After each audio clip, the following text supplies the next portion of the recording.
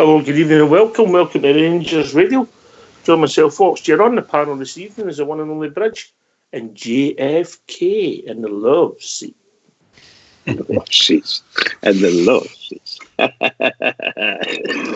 Evening, Ox here. Evening, Bridgeman. How you doing? Oh, can I say a big good evening to you two guys in the panel? Huge good evening to the guys in the lobby and to all the Rangers fans listening in all over the world. Good evening and welcome to Rangers Radio. Oh, Bridgeman. Yes, pal. I owe you an apology. For what, pal? You know I don't do apologies. You know that, didn't you? I know well. I know. I was told once never to apologise. I want your apology. I watched that game again a wee bit yet. And that handball was a penalty. You're right. He moved his shoulder towards it. He dropped his shoulder with his arm. Absolutely. Two penalties, mate. I apologise. No worries. The thing is, it's not very often it happens. I mean, that you admit to being wrong. Everybody knows, everybody in the panel here and everybody in the lobby knows you're sometimes a lot wrong. But never mind, apology accepted. There you go. See, humble man, JFK. I was right. It was a penalty. Absolutely. Well, it was a penalty, mate. I thought it was a penalty myself. But when I watched that again, mate, his hand's down by his side, which I've seen, and it clearly hit his hand. I don't think there was any argument with that. But when you actually see it, he moves his shoulder, he drops his shoulder towards the ball. That's us, Gers fans. We're honest to the point of telling the truth. Yes. Well, we see it as we see it, and we see it as we see it. So, yeah, I'm quite happy with that. For it being given, I don't think we could have any complaints, but it was one of the ones we got away with one, so I'm all right with that. No, all right, so a nice 2-0 win. Obviously, we'll come to the draw later on. I think that's excited everybody. Yeah. Try to get some flights today was mental. But 2-0 win, get us back on track, keep our momentum going. We're in a good place, Bridgeman. Oh, aye, absolutely, pal. You know, we've been talking about how far can we go? Can we do it? Can we maintain the momentum? And yes, we can. Yes, we can. We proved that at the weekend. We've had some 3 absolutely huge games, to all intents and purposes, absolutely huge games, 3 in a row. And there's not very many people in this country thought we could win those 3 or come out with anything from those 3. And yet, there you go, 2 draws and a win. Can't beat it. It's just fabulous. It's great to be a Bear. Great to be a Bear. I'll tell you that. It's fantastic. Listen, we were very unlucky. We could have won all 8 games, but performances have been first class, JFK.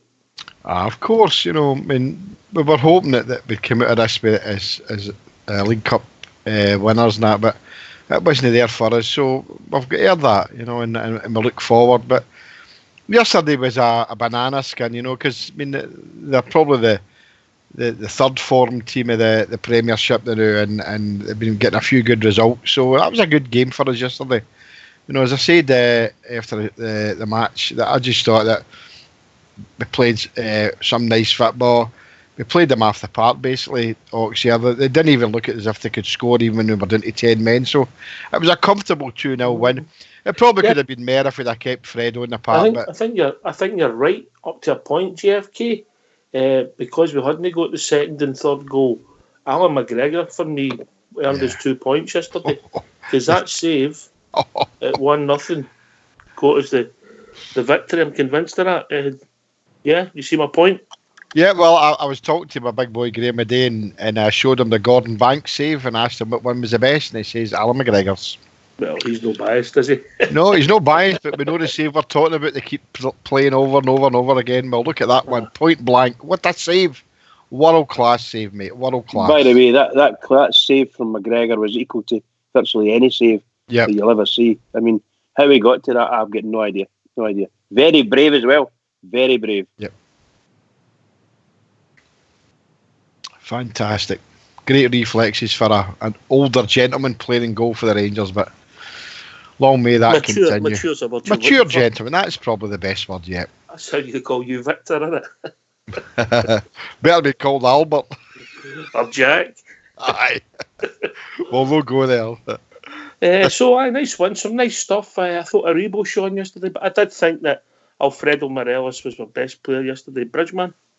Yeah, 100%.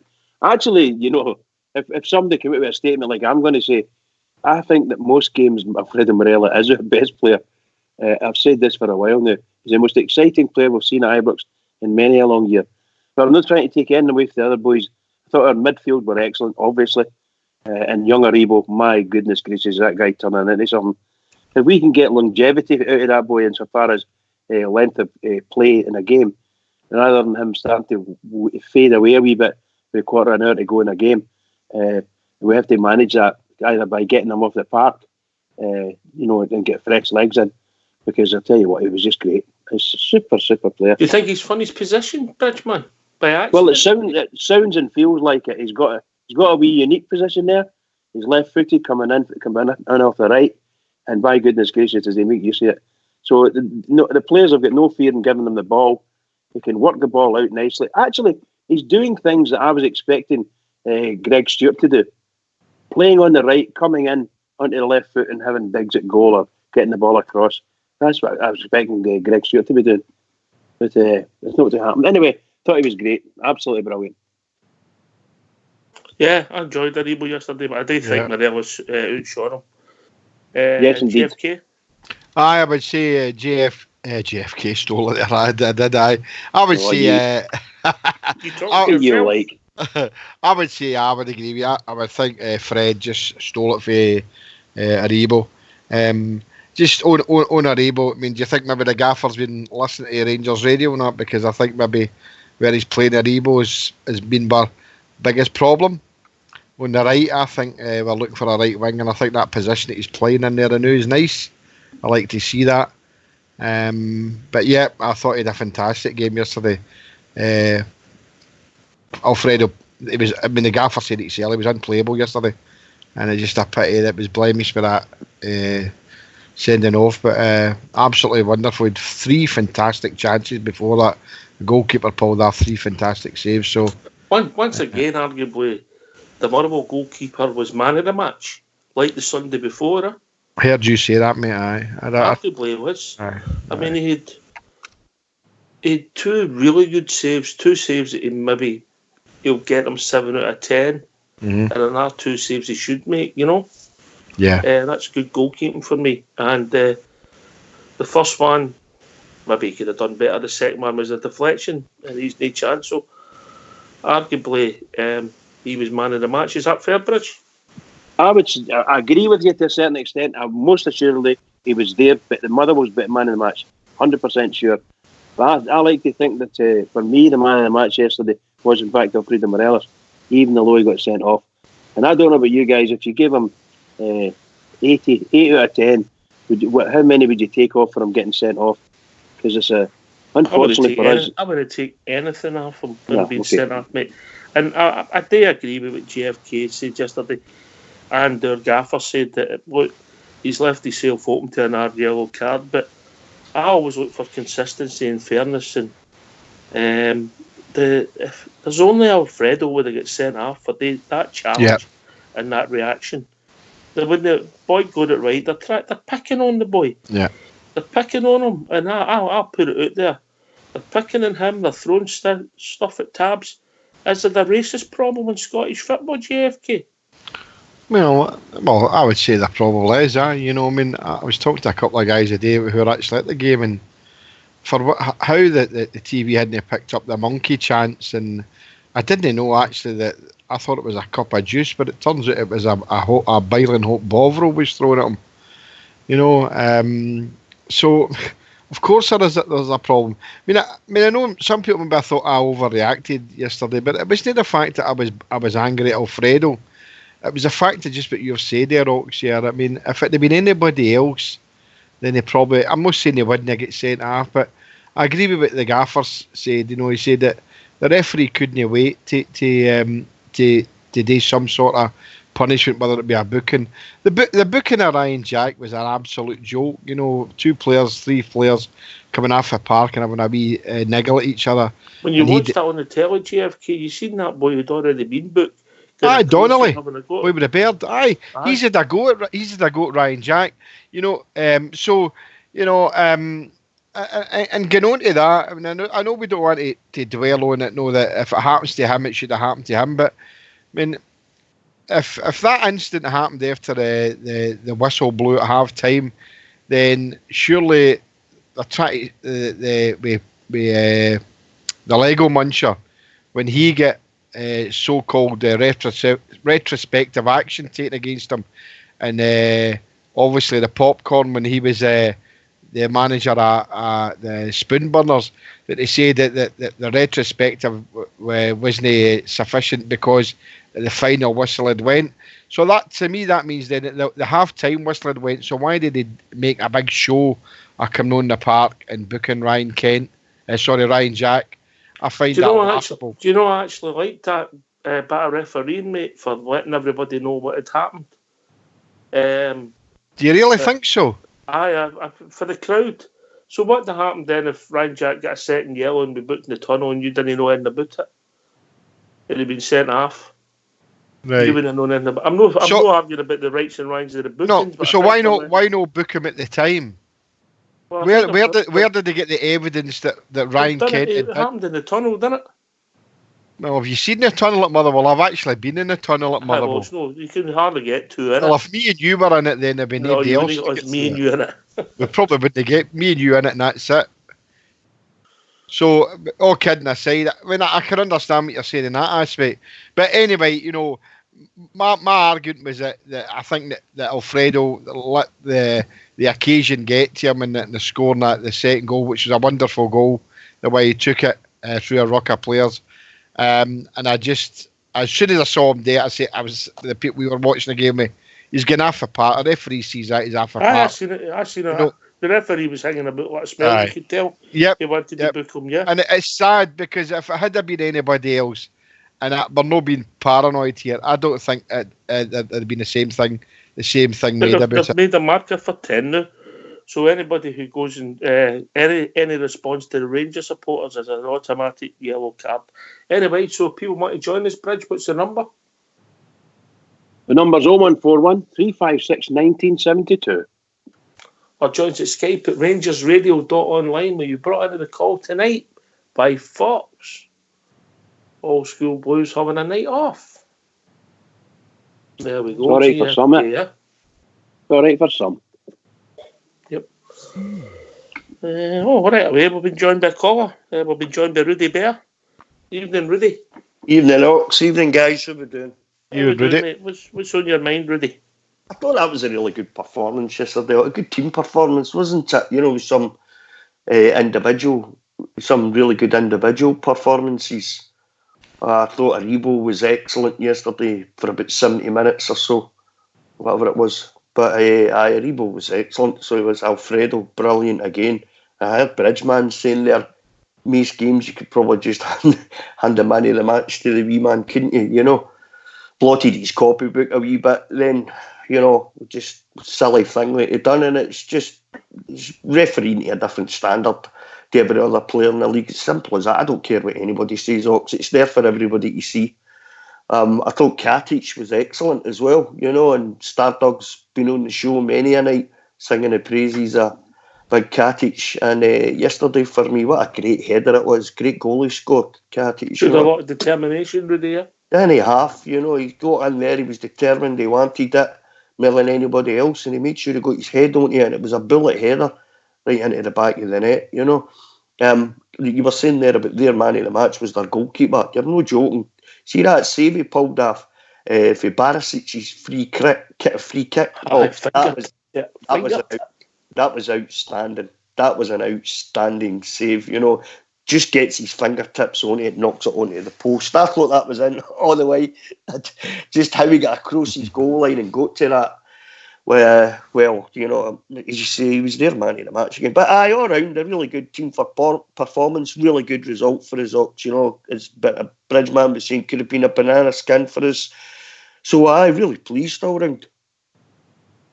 Aye, fair comment, Rudy. I thought we were never in any danger. I thought after the first 5 minutes I thought McGregor looked slow in that one, JFK, and then I'll go to Bridgeway when the ball broke through between Katic and Golson. There was I think Katic missed it, Golson, the ball ricocheted off him, and the boy was running towards McGregor. I thought McGregor could come out there personally. Oh, yeah. McGregor done that twice. You're screaming for him to come running out for the ball. especially the first one you're talking about, Oxy, he'd be very, very slow in reacting to what he was hoping he would do, or the two centre backs. 100%, and that needs to be sorted out.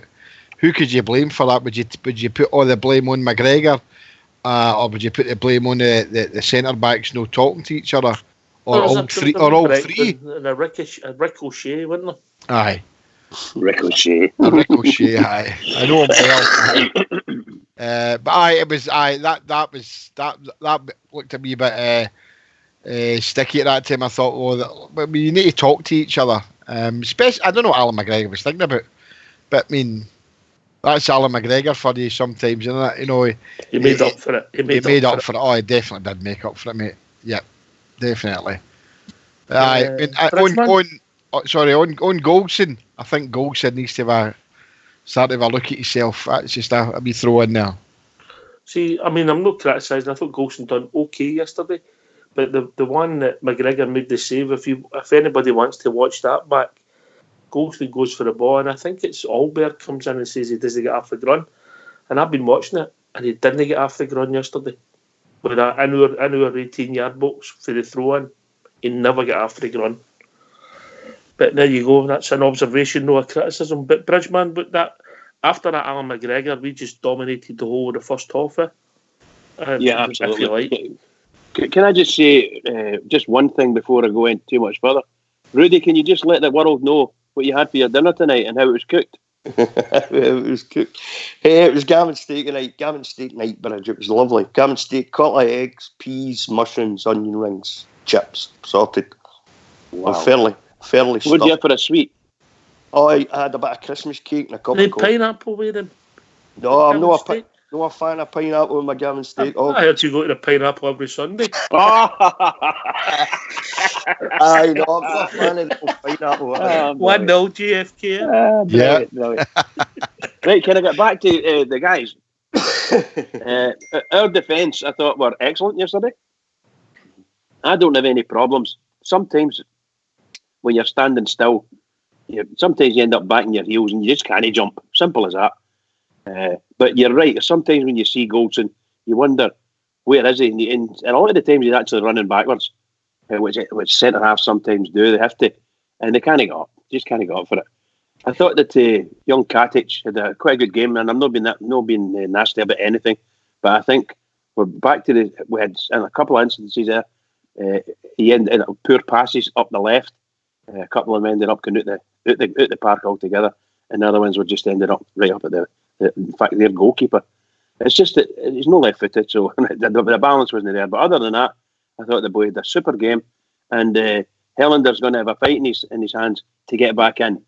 But I like Hellender, I really do, and I just think Hellender will get in there because he provides that balance. But overall, sorry, pal. I don't think we're being fair in Katic, mate, because you could see that he's not got a natural left foot. So I really would like to see him and Hellender have a go. Oh, I would love it. I would love they two. I think it will happen before long. I think I would like to see Katic on the right-hand side of the central defensive pair alongside Hellender. And I think they two would make something up. I think Katic is bigger, more physical when he goes for the balls. He's just got to watch himself because sometimes he actually runs right through people, and other times he jumps right over the top of them, which is just giving free kicks away. But I'd love to see that happening. I'd love to see that pairing getting a wee chance. But I don't know how Mr. Gerrard will see that. That might not happen until next year after the holidays. I don't even know if Hellender would make it back before Christmas. Katic is better in the air than Goldson is, Bridgman. Say that again, pal? Katic is better in the air than Goldson. I'm saying that. He's very good in the...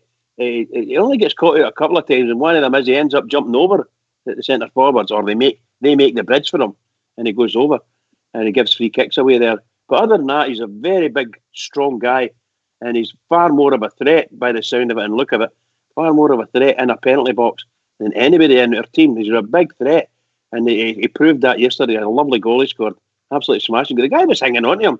He was dragging that guy. It must have been about 4 or 5 yards before he got the head in the ball. Superb. Yeah. Nothing but praise for him. I think the best description I've heard of Goldson, I think there might have been Alper a few weeks ago in here, said he's 6'2", when he jumps he's 5'6". I think it was I'm not going to criticise Goldson to the same extent as others do, and I know other people just don't like him. Simple as that. I think he's a smashing big player. I don't dislike him. I think what happens when you're looking for 5% improvement in your team, you become a wee bit nitpicky. You're always looking, you know. I think Goldson has never played at the level he's playing at the moment. This is probably the highest level of football he's ever played at. He's playing virtually every game in Europe that we play. He's never there. missed one under Stevie G. He started every one. Now that's amazing. That's just unbelievable. So that's something like 14 games one season and 16 the next season. Wow. Just incredible. What experience. There'll be Rangers legends that have not played 28 games in Europe, GFK. Definitely. No, look, we know what Golson's brought to us, you know, but I just think it's time to maybe give him a wee rest. I'd like to see the boy Edmundson get a game in there. Definitely would. I'm happy where Katic is now. I mean, I know myself and Stardug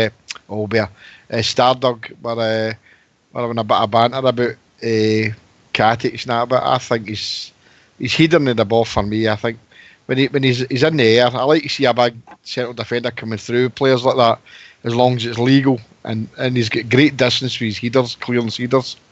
So I'm Golson, him and Hollander, I've got Heatlip through up the bits. They just kind of headed the ball for me. All right, I've cut across you lads. We've been joined by the Global Ambassador.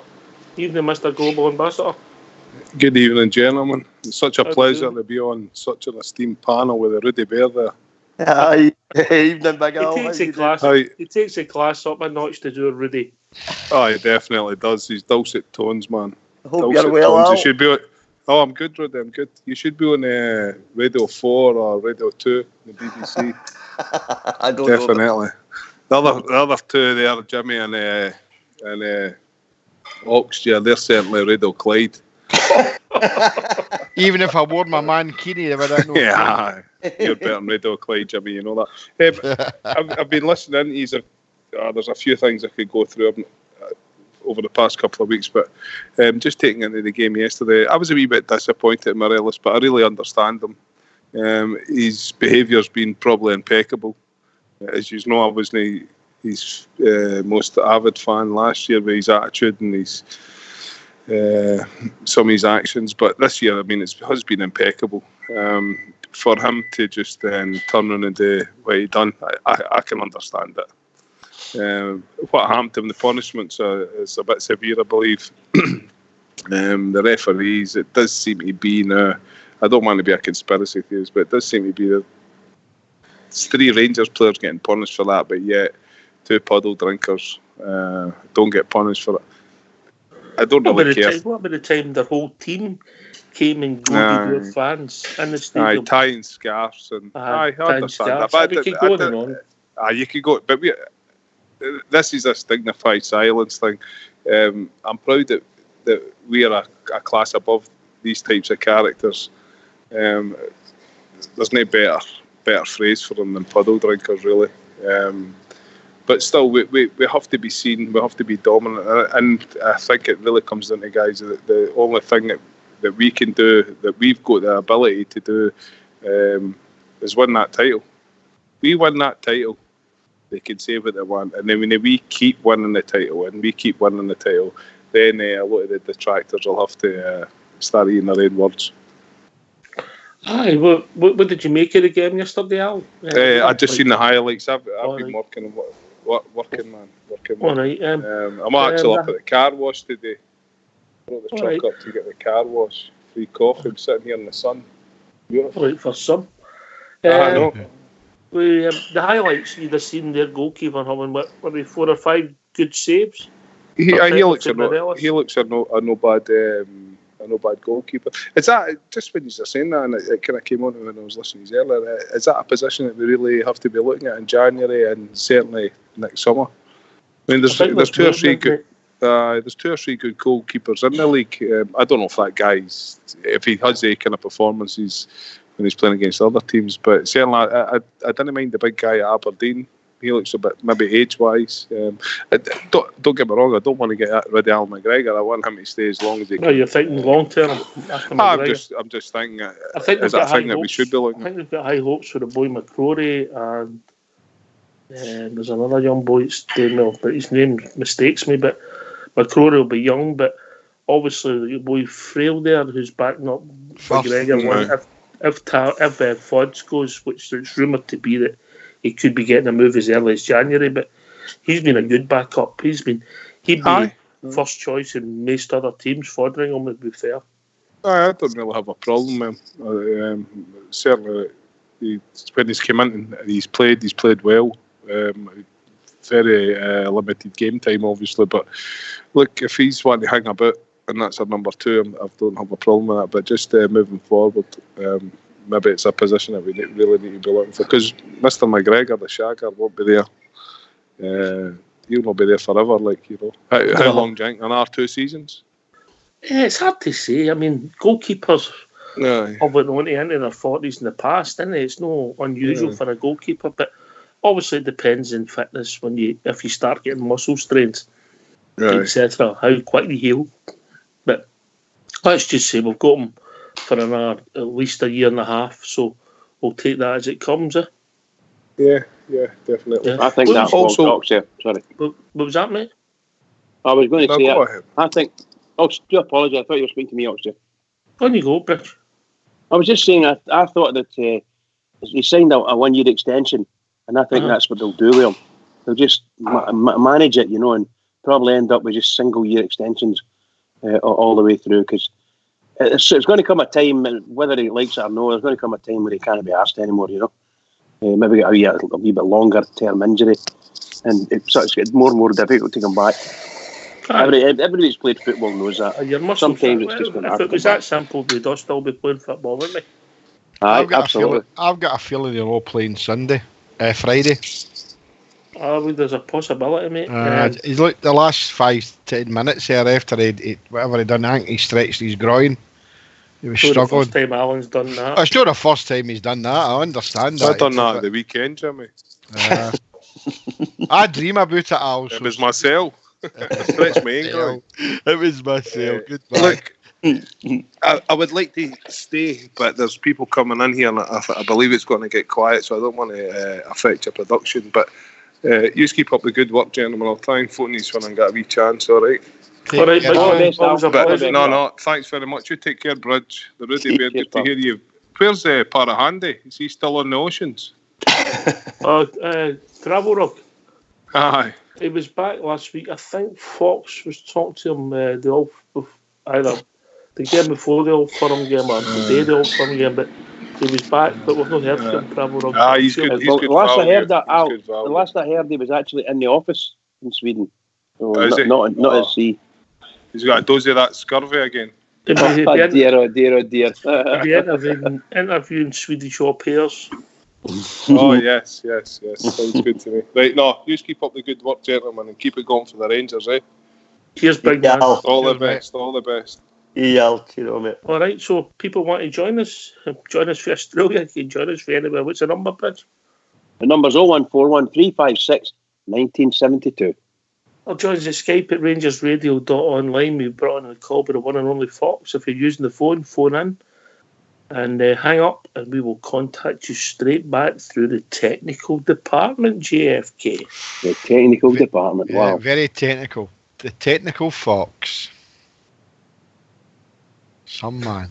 You did say Fox, didn't you? You did say technical Fox. Yes, I did say Fox. That's all right. I wasn't sure what I heard there. Didn't use it. We're moving on. What, did anybody else think yesterday how disappointing it was when you see thousands of empty seats again? I think we're at this point, and there's thousands trying to get tickets. I just don't get it. What about did you? I mean, I know you don't do Facebook and that, but there was the Union Bears and other Rangers supporters clubs had asked if they could lay banners on parts of the seats. The stands and that, and they were denied that because for safety reasons. And if somebody says, well, why don't we just let us cover up the empty seats that you no sell? It's absolutely disgusting, Oxtear. It's happening all the time. It's a really, really embarrassing. I really don't get them, by the way. No, What we talking about, Rudy? What was there, 3,000 or 4,000 empty seats there at the main stand? And At least, mate. And I don't understand it. I mean, regardless who you're playing against, what you want to create atmosphere for a start is a full stadium. You want the seats full. You want bum zone seats. You want people watching the football. Second thing is, for a club the size of Motherwell, surely, from a financial point of view, it makes sense, to sell these seats to Rangers supporters, I mean, there must be a way that they could structure the ground, or they could structure the seating, rather. We went there for years, mate, and there wasn't any problems. No. Never any problems at Fir Park. The fans mix pretty freely. The hospitality lounges, I was in them a few times myself back in the day. They were mixed. There was no split. Yeah. I'll use never any bother. Well, I'll use a phrase that the Bridgeman has used on many an occasion. Scottish football hating itself to death. And it's absolutely nonsense.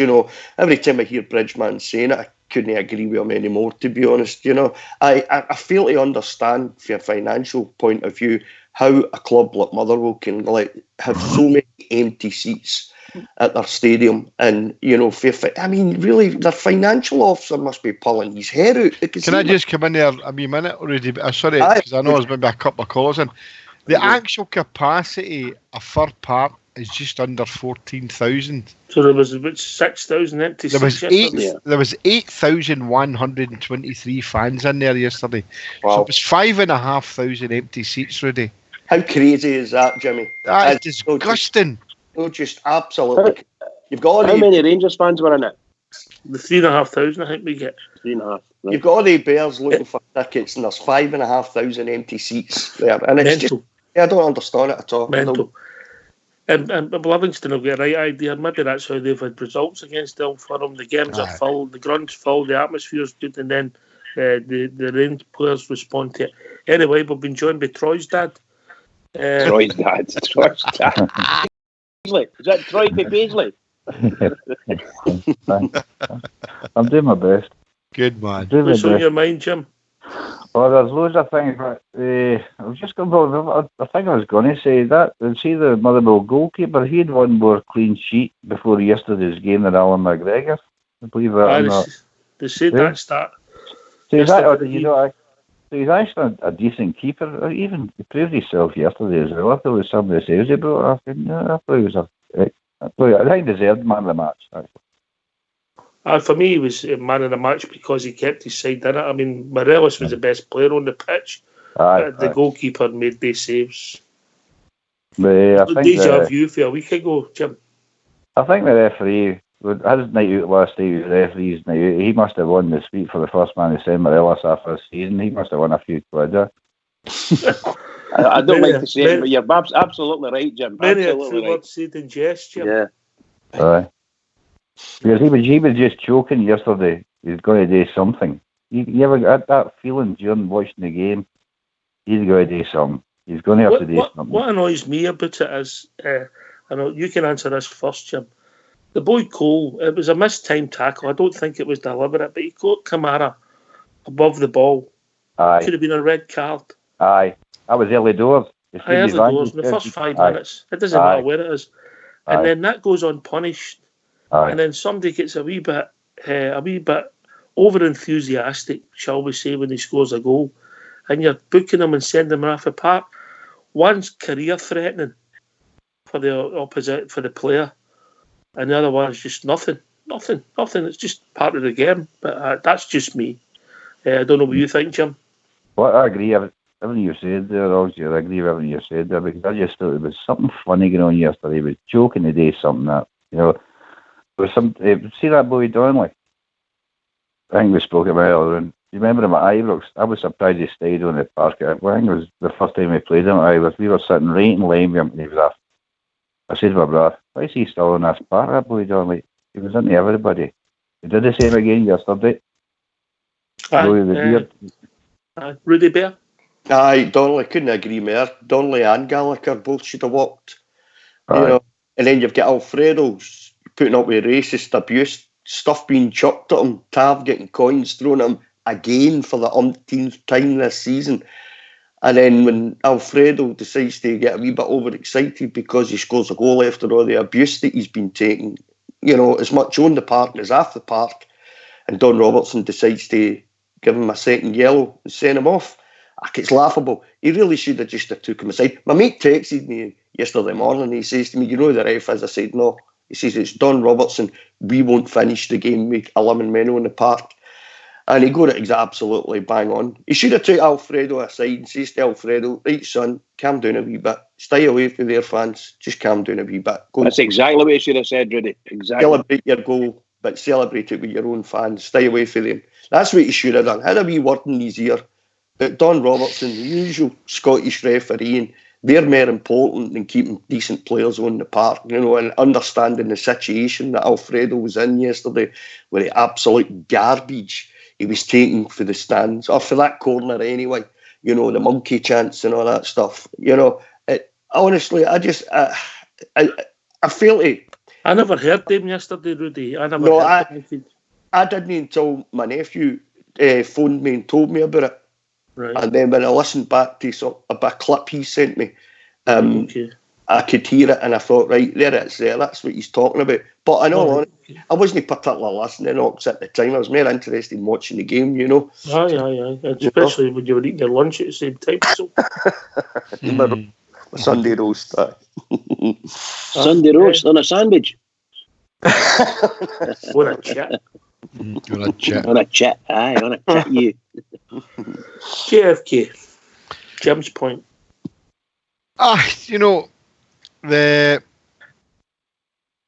whole thing that happened yesterday was that Alfredo should never have been put in that situation. I can understand that, but at the same time, you know, he's got to learn by what's happened in the past. The chanting and the throwing of things, and that he's going to have to cope with that. And that's something that might drive him away from, especially Scottish football. But it is quite bad now. A couple of individuals, friends that I've spoke to today who were at the game, I couldn't hear anything. I watched the game today and I couldn't hear anything at all. I'll be quite honest with you. And I don't know if that's maybe as I've said before, when Rangers are in town, they turn it up for the Rangers songs, but turn it down for everybody else's. Well, he's got to learn by that yesterday. And how many times you got to tell him that it's wrong to do this and wrong to do that when others are getting away with it. And that was my point I made yesterday. That angered me that he got sent off for that reason, that others are getting away with it. You let his still for a wee second, Jimmy, didn't he? I let his still down, mate. The Mugabe one right through the back of him, Alfredo in the penalty box was a booking and a sending off. 100%. 100%. Donnelly tackle. It was a penalty. It was a penalty. It was a penalty and a sending off. Donnelly one was a stonewall sending off. Yep. Never mind a booking. Declan Gallagher was a stonewall sending off. And the boy Christopher Long was a booking and a sending off. So for me, Taverniers was a joke. Ryan Jacks was worse than a joke. Fred's first booking was an absolute joke. All he did was challenge for the ball. What is he meant to do? Just say, there you go, kick the ball away. Is he not meant to challenge for it? And that culminated in the silly things that happened after it. Well, the referees are out to get us, and I'm just wondering if maybe that something might happen to Margaffer. And don't be surprised if others are involved, because he made a comment regarding the referee was he didn't use the word cheating, but he couldn't wait to send anybody off. And don't be surprised if the person that we spoke about many times over the last few weeks becomes involved tomorrow morning. Because remember, it's a Tuesday morning when she usually gets her ugly head out of bed and starts to, but she's not done it for a while. So just wait and see tomorrow, guys. Oh, you mean for our manager? Our manager's fine, the way he handled himself. First class. What a man he is, Rudy Bear. Aye, exceptional, isn't he? I know who I'd rather have standing at the side of Ibrox, directing our team and managing our team up. He's absolute class. He just exudes class. The way he talks, the way he treats the thing with the press pack when he's doing the pressers, the way he answers questions, everything about the man is just pure class. He's 100% professional, and I'm so pleased, Ox, that we got him to sign that 2-year extension. I really am, because I can only see great things coming for us with this man. I really can. I know away at the beginning, I might have had my doubts about him being a rookie manager, and I think it was because of what would happen, what had gone before that, before he came in 18 months ago. I might have had my doubts. I loved the idea of it. I just had my doubts about him being a rookie manager. But look, he's just learning, as each sort of game by game. What he's done in Europe so far, it's just been absolutely fantastic, Ox. I mean, if you'd have said this to me 18 months ago, we'd have qualified for the group section of the Europa League 2 seasons in a row, and then the second time having a go at it would get into the last 32, I'd have laughed at you in your face. There's no way I would have thought, he's a class act, complete class act for me, Ox. But can I ask you a question, Rudy? Aye. Don't make it too hard. Did we get as far as them across the side of the city? You wouldn't in know the it, Europa Brid, League. man. But yeah, Exactly. we certainly did. But Exactly. you wouldn't know it, mate. You know what I mean? All right, Jimbo, you're Nels. I was just going to say, some of my Colombian friends gave me that sign to wish me Merry Christmas, so maybe the things are wrong with the referee yesterday,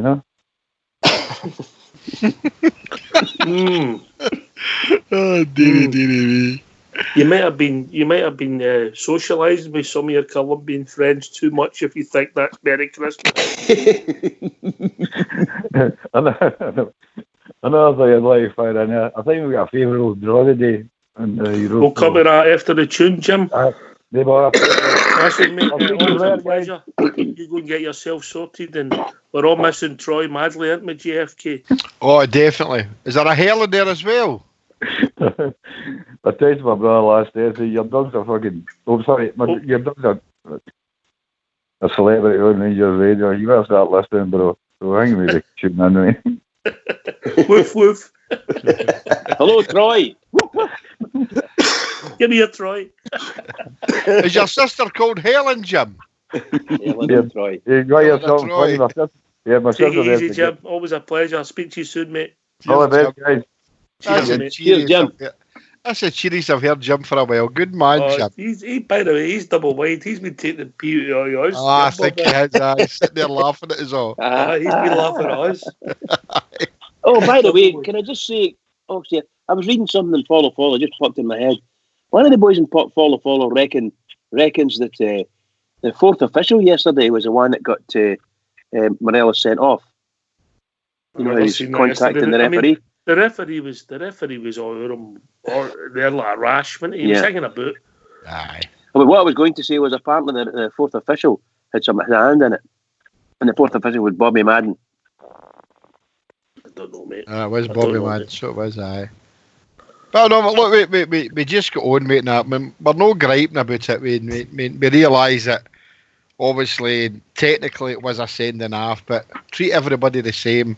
That's all we're wanting, Bridgeman. Treat everybody the same. JFK. Hey, Jimmy, just to make a quick point, like, see VAR, I'm not a big fan of VAR. I mean, if you watch the games down south, I know you watch quite a lot of the English stuff down south, Right. Jim, and they've made some howlers, haven't they, with the VAR? Do you know what? See, when you look at our referees, if you look at the last 3 domestic games we've had up here, just the domestic games alone, how many things they've got wrong in these 3 domestic games for me. I'm now starting to think the sooner we get VAR and Jimmy, the better, because they imbeciles need every bit of help that they can get, in my opinion.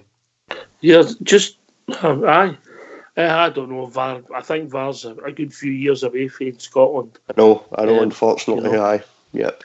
I think it's going to be in. Rudy, just come back to VAR quickly. Aye. I don't get when the linesman puts his flag up and you're defending, you've got to carry on now, because I've seen the goal that the Bournemouth got. The linesman had put his flag up, and then the Bournemouth boy runs through, puts it in the goal, then they check VAR, and it becomes a goal. So, in other words, now if you're defending, the linesman flag means nothing in the English Premiership. Nothing. You keep playing. You just got to keep playing until you know for a fact what the story is. You know, even if the linesman goes up, puts his down. If you're a defender, you've just got to keep playing until the whistle actually goes. You know, it's like, I know it's no. We're talking about VAR here. It's no Rangers related, but I did watch a lot of English football. Rudy, as you were saying, somebody tweeted in a question on the debate live, and they're saying that when a goal's scored and it's under the investigation, we'll call it, or a VAR, while play goes on, what if the opposing team scores?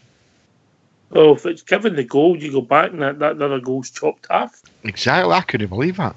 Aye.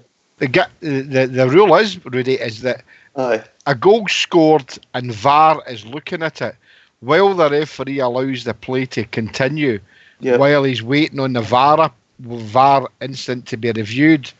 In the instance of a goal being scored and VAR deems the previous incident to be positive, that means that goal does not stand, or that incident has to be called back. That goal is null and void. Right. That's not the way to go and watch football. Let's have a wee debate then. VAR, yes or no? We'll put it in the lobby. VAR, just a simple yes or no. VAR, yes or no, Bridgeman? Yes for me. Rudy? Can I expand on it, or I just want it's a yes simple vote? No. Yes or no? VAR for me, yes. Rudy? Aye, yeah, for me. Just because Yes, I still like it. No, for me. Do you know, I'm looking at the last 3 domestic games, Ox, and you look at the amount of blunders up at Pittodrie, you see the amount of blunders that happened yesterday that they get away with. You know, it's games like that I'm starting to think now. I was like you, Ox, it wasn't for me. But now I'm starting to think, you know, this is happening way too often and way too many. Their lobby's like a vicar of Dibley. No, yes. Can I come in and expand on that what Rudy was talking about? No. I've said there before. Before I said no, you heard me, making a comment about it. Statement. But what I'm saying is that what should happen up here if VAR is introduced is the referees up here need to do what the English referees are doing and go on and making that decision in the VAR screen, the monitor. The referees aren't going and looking at the decision. What they're allowing, they're taking the coward's way out. They're allowing the VAR technology to overturn their decision. If they go and look at that incident that happened, then they should be able to say, I've made that decision's right. I can overrule VAR on that. Look at some of the decisions that have been made for a toenail being air that red line. That's disgusting. It's the time. Stupid. It's the stopping of the game I don't like. Yeah. Anyway, take it in the room, Old Bear. How we doing, mate? Not bad, mate. How are you? All right, mate. I always watch what you're saying on here. I know, float with that. How you doing, mate? All right? I'm good, mate. I'm good. VAR. I'm for VAR, but no the way they're using it. Yeah. That's just stupid the way they're using it. That's mad. I would use it to monitor referees' performance over a season. No changing decisions in a game. The decision, they live and die with that. So the wage structure for referees should be that the top division should get a really good wage. The next division should be a substantial difference lower. So if you get enough decisions wrong in a season, you drop down to the lower league. So mate, it's financially to their advantage to get these decisions right and use VAR to review it. That's why I would use it. But no, I'm not into VAR for the game.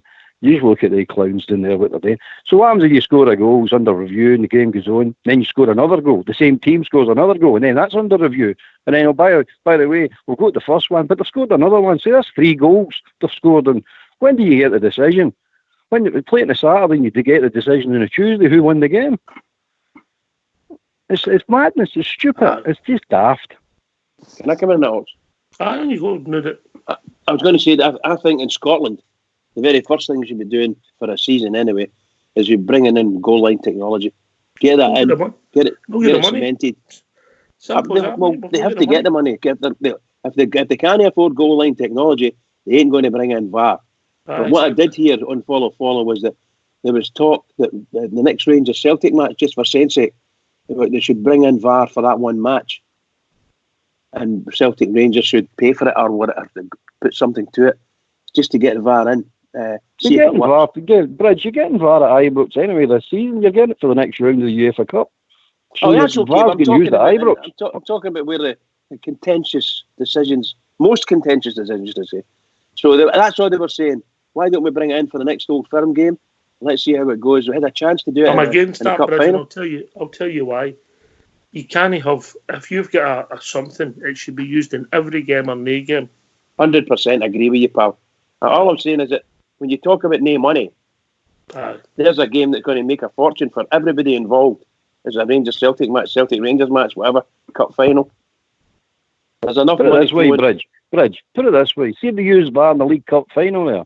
Up here with the mafioso way they run the game up here. When we come to review that decision of that goal, that it would have been broke. Somebody, no, I forgot to plug it in. It's broke. You wouldn't get away with that crap. They're absolutely no way they get away with that shit. They get away with it now. Yeah, I know they do, pal. I know they do. But when you're bringing in an independent system run down in England, run by someone down in England, no somebody that's sitting on the side of the pitch. It's run completely separately. And that's one of the reasons why the referees are supposed to be going to look at it if they want to. They don't want to. They want to leave that decision with the independent company. That's their decision. Let them make it, and you go. I think you get the European referees that will go and look at the monitor to get the final say. But, if you use the system, Bridge, if you use the system to monitor the referee, because they're loose cannons. I keep saying this about these referees. They're loose cannons. What they're doing is they're no refereeing games. They're participating in games, and they're not there to participate in a game. That clown yesterday, Wee Alfie, he's participating in that game. What he's doing. So you're saying, right? You just do your job. You get paid to referee the game. Give the decisions as you see it. And if you don't see the decision, fair enough, you can't get it. But they're not up here. They participate. And I said before, some of the decisions, the last 3 games, last 4 games now, we need to look at and go, look, you're either incompetent or corrupt. It's just going to be one or the other. Because you can't keep getting away with this going, you make mistakes. These are blatant mistakes. These are mistakes that some of them are coming out and admitting, that was a mistake. Look, that clown beating up at Aberdeen, that was a penalty. What's the point of telling us after it? It's a penalty when you see, when you're in the game, it is you see it. You're just refusing to hear it. For VAR then? No, it's no, mate. It's no. That's an argument to look at that decision and go, you're less than 10 feet away from that decision. You've got the line. You're at 90-degree angle at the line. You've got everything at your disposal to make the right decision, and you make the wrong one. So that's a big black mark against you for your confidence for next season. So you go, right, you're getting downgraded to the lower division. You're getting a big wage cut here, guy, because you're incompetent. You're not competent to referee at the highest level in Scotland or in Europe. We struggle to have a referee then. See that Celtic goal against us. See the Celtic goal against us. If you had any form of VAR in there, that would never have stood. Because nobody could deny that was offside. So that was it. That would be offside. And that'd be done. That was offside and it was allowed to go. And the referee never even mentioned it in his match report. Nothing. Never did anything. As far as he was concerned, that was a solid, good goal. And half the stadium, when you look at it on telly, all the stadium knew it. And the fans of the opposition. Sorry? When you look at the last 3 domestic games, Bridgeman, that was my point I was making about VAR when I first mentioned it, right? You look at the last 3 domestic games, as I said, you could easily pick out 10 incidents that were completely wrong. Easy. It's there for everybody to see. And some of them, as Albert has just said, is absolutely blatant. You've got referees stunning the matter of 2 or 3 yards, 4 yards away from something and getting it completely wrong. How can that be the case? How can a referee stand there, actually be looking at these decisions, or these incidents rather, just from a few yards away and get them wrong? As Albert said, they're either incompetent. If that's the case, they shouldn't be refereeing top-flight Scottish football or any other football for that matter. If they're not incompetent, they're corrupt. And that was the reason why I mentioned VAR, is because I could easily pick out 10 decisions in the last 3 domestic games that were completely wrong. Decisions that went us. That's my argument for VAR. But you know, Rudy, right at the present moment, a referee comes out and he has a howler and he makes a bad decision, and everybody can see it's a bad decision. The problem is when it's against Rangers, it's not a bad decision. The press, the media, the television, everybody will turn around and say, no, the ref was right. And it's not right. It's not right. I want, for me, and forgive me, Albert, I'm desperate to get VAR in. And I want VAR to examine all of these things to the minutest detail, because Rangers are getting robbed week in, week out by A, poor refereeing, and I agree with you, or B, unfortunate mistake. But Bridge, they were desperate to get the compliance. Bridge, they were desperate to get the compliance officer, and look what happened with that. Well, we know about the compliance officer. This thing work up here because holiday. she's went for a wee sleep now. You know what I mean? She's disappeared because there's a chance that she might have to pull some Celtic players up. So we're not having any of that. That's not going to happen. Oh, but, the compliance officer is like that law that they brought in for the anti-sectarian singing and whatever it be at the matches, and they ended up putting that law out, pulled it out of the system altogether. And the reason for that was that they were getting picked up, they were getting done. And they didn't. The ones that introduced it was specifically designed to get the Rangers and the Rangers fans. That's all it was, nothing else. And put that in law. Let's pick these people up and let's do something with them, and we'll wipe them out in that sense. No, they ended up getting a worse record than we did. So get it out altogether. Get it out. And that's all they want to do. They will only want to introduce something if it can get in to do with, and then negative to do with Rangers. And that's the way they are, in my opinion. I'm into something that improves the game, and I'm real. I don't see VAR improving the game. Forget about whose side you're on, but just improve the game. And they're proving doing South. That's no improving the game as far as I'm concerned. It's just no. In fact, it's making a mockery. You in Scotland here, we're stuck with people in the, shall we say, what do you call it again? Guilty by sports scene. Yeah, guilty by sports scene. That's what you get. You're getting judged on that, on the opinion of two people, and the two people actually hate each other. They can't sit down and have a conversation. But as long as it's Rangers, they will come back with all probability, 99 times out of 100, they'll come back with a negative answer. Simple as that. What do you think that happened there now, Michael? Oh, that was the Rangers foul. Fouled them. Send them off. That's what we're up against. And I want that taken out of his hands. All the power taken away from him, and a system put in, if it's VAR or whatever you want to put in. And I want the electronics and the technology to make the judgment and put it back to the referee. I'm sorry, I'm ranting. I'm sorry, guys, I'm ranting. Go on yourself, Bridgeman. To Jim's Colombian friends. Anyway, yeah. Get yourself on mute. We'll have a tune for the Fox.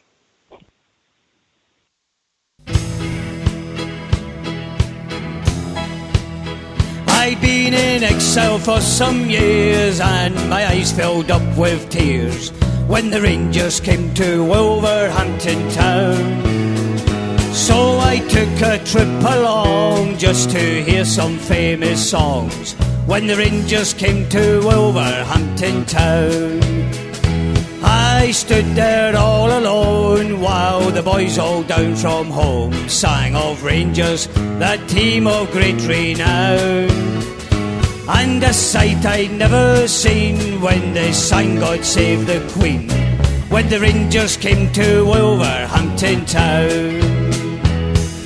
There's not a team like the Glasgow Rangers, one of the famous songs they sung. And a sight I'd never seen when they sang God Save the Queen, when the Rangers came to Wolverhampton town.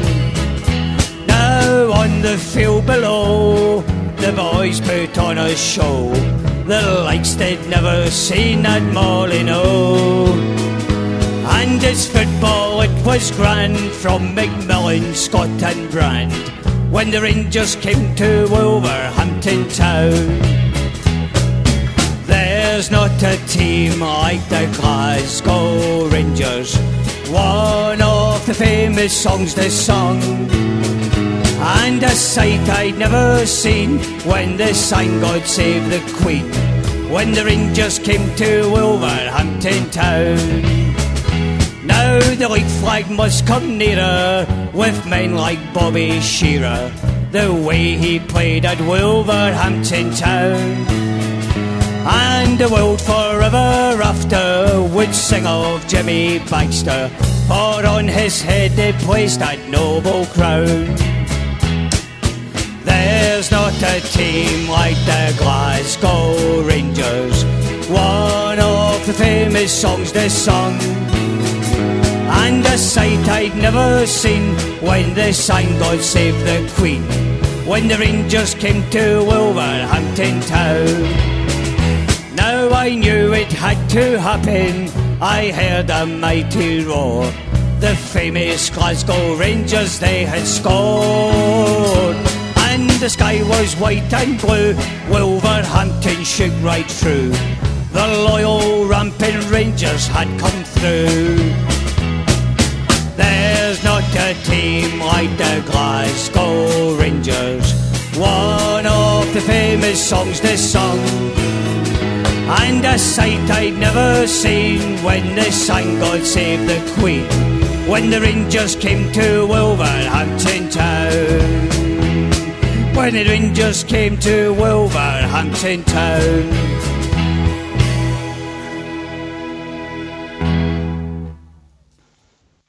Oh, one of my favourites. When the Rangers came to Wolverhampton Town. Wow, I I remember thought that those might very have happened well. today, but quite quickly they were first out the Heart Wolves, weren't they? Aye. That was one of the big occasions with the Glasgow Rangers, one of the first of the European ties. I'm not saying the actual first, but early days of the European ties and Battle of Britain, fantastic, just fantastic. Wonderful 61. days. Seen it at half time in the Rangers TV. They're talking about it. 61, wasn't it? Yeah, 61, pal. They had a good side. I was still at school, yeah, I suppose that's how long ago it was. What, approved school? Aye, well approved, by the way, well approved. That There was was later many, on. many people Approved by in the it. government. Exactly, they were well approved. You came out of there, you had a good name. Larks Grove and longer again. Hey, you! These are my holiday homes. No. Larks Grove was alright enough. The rig wasn't bad either. It was alright. Anyway, if people want to join us, these are thoughts. What's the number, Bridge? The number's 0141 356 1972. Or join us at Skype at rangersradio.online. We brought in the call by the one and only Fox. Just been sent a text there. I don't want to go into it because obviously politics is Well, it must be romantic. Nah. A divisive subject, but imagine having a statue outside your grun when you don't like people's politics and then he voted for the party you don't like. Imagine that. Anyway. Imagine that. Imagine. Terrible. Imagine that, eh? Just shows you they don't know if it's New York or New Year. They're not very happy. Eh? They're not very happy. God might be able to flip again, eh? So, we're moving on, and obviously the Rangers news come thick and fast. The club official announcement about the contracts for Stephen Davis, Alan McGregor, and then we moved on. We got the draws today. We got Atletico Madrid in the Youth Cup. Jimmy, a mouth-watering. Yeah. That. Will you be making the effort to go and watch that? Yes, I'll be going to Firhill. Seems to be the one that's the home ground for the youth boy. Yeah, I certainly will. I've been following the boys since they started to make good progress. I'm looking forward to that. Great tie for them, eh? Yep, it's a great tie. Yep, I'll be looking forward to that. Boys are playing far, far above their level and doing really well. And every team they've been playing so far, they're winning. Yep, looking forward to that. Ox, yeah, looking forward to it.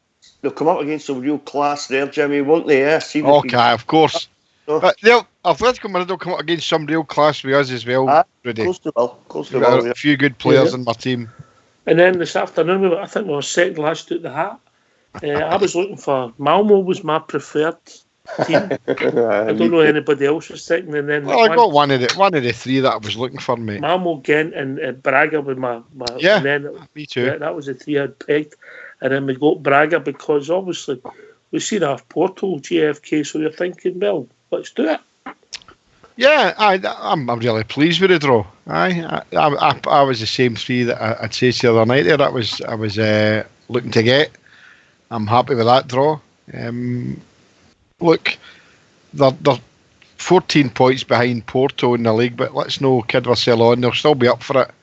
But we can't be more happier than a draw like that. I mean, if we'd have got another Milan or somebody like that, then we'd have been salivating for them to come. But we want to get a wee chance of getting into the next round. And my wee dream's coming true, because I think they'll probably beat Copenhagen and we can beat Braga. And I still want them. And I want the puddle drinkers in the last 16. That would be fantastic. We play them 3 times in a week then, JFK? I'd play them every day of the week as long as we keep beating them. 3 times a week, I believe. I've not checked it, but somebody's put that out there. That's potential. Yeah, because we're going to play them. Exactly, we're going to be playing them in the first at Ibrox. Yeah, we're going to play them at Ibrox. Aye. Next year, and that'll be a Sunday, Saturday, whatever. But you know the draw. You know the draw. Yeah, the draw's been really, really kind to us in the aspect is that we've got a chance of making the last 16, mate. Of course we have. If we'd have got one of the bigger teams, it'd been a great. I know Dutchie saying on the lobby the other day he'd like to have seen it get Ajax and that. I would have in a way. What a fantastic team to come to Ibrox, but no, I'm really, really happy with the draw. Malmo, Ghent and Braga, that was the order I'd put them in. So we got the number 3 team in my wee thing. So I'm happy. We'll play the winners in the last 16 at Apple, Nicosia and Basel. There you go. There you go, mate. I would have wanted to. I'm not being funny when I say this. I would have wanted Copenhagen and Malmo. Either of those 2. That's what I would have wanted. We couldn't get Copenhagen, mate. I know that, but before the draw was taken, But technically speaking, we couldn't. Mate. Yeah, I know, pal. I'm saying that technically we couldn't, but I would have loved it. I'd loved it to get them. So I would have rather had Albion Rovers. No, I don't know, innit? You get them. Yes, I know. But I'm saying to you that out of all the teams in it, I would have liked Copenhagen or Malmo, and we didn't get either. So I'm happy. I wanted to get the Rangers boys team. They would beat us. Well, it was a good game, wasn't it? It was a good game to go and see. Listen, it's for the game at Ibrox, but I know you're not a gambling man, GFK, but this has surprised me, Rudy. Rangers are 10-11 and 3-1 Braga. Really? Aye. I never saw that. Well, I don't see.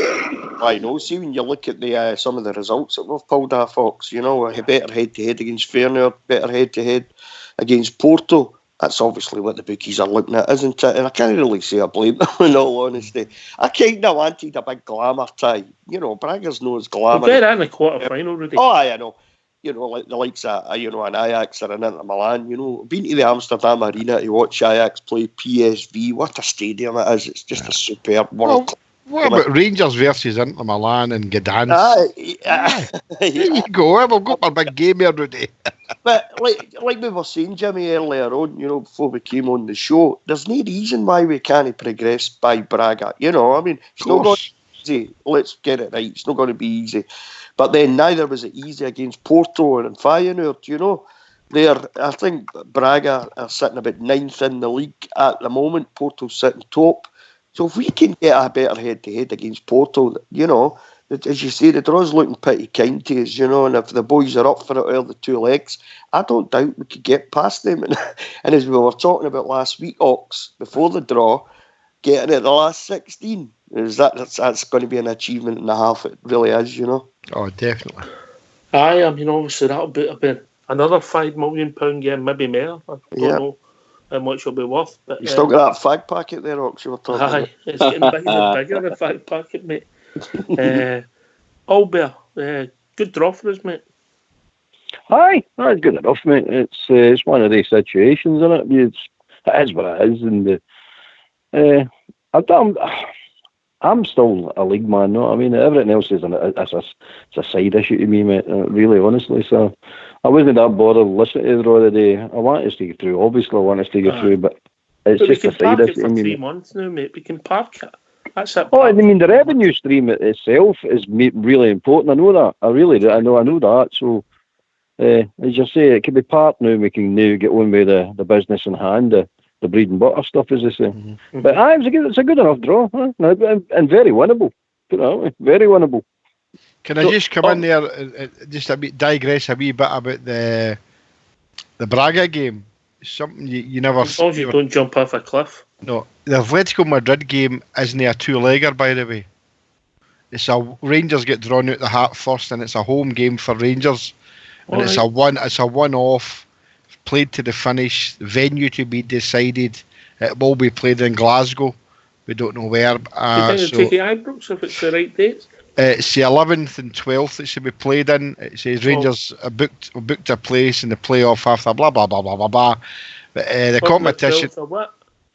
February. Sorry, mate. I didn't know. 11th or 12th of February, and the Spanish side will be coming to Glasgow for a one-leg tie, winner take all for a spot. There you go. I love that. I love that. It'll be too cold for them, Rudy. Nah, February, middle of February. all you bears out there in the lobby, get your Sri Lanka wherever the young boys are playing. I tell you, you'll really enjoy it.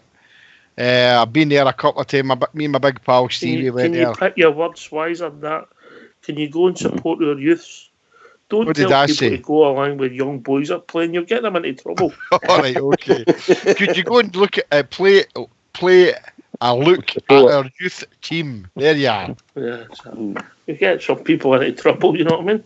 Not that would ever happen in Scottish football. Anyway, I didn't notice that till I'd read about it. It's a one-off tie, Oxia. All right, so brilliant. All you guys and gals go and look and support the youth team in the next round of the Youth Europa League Cup.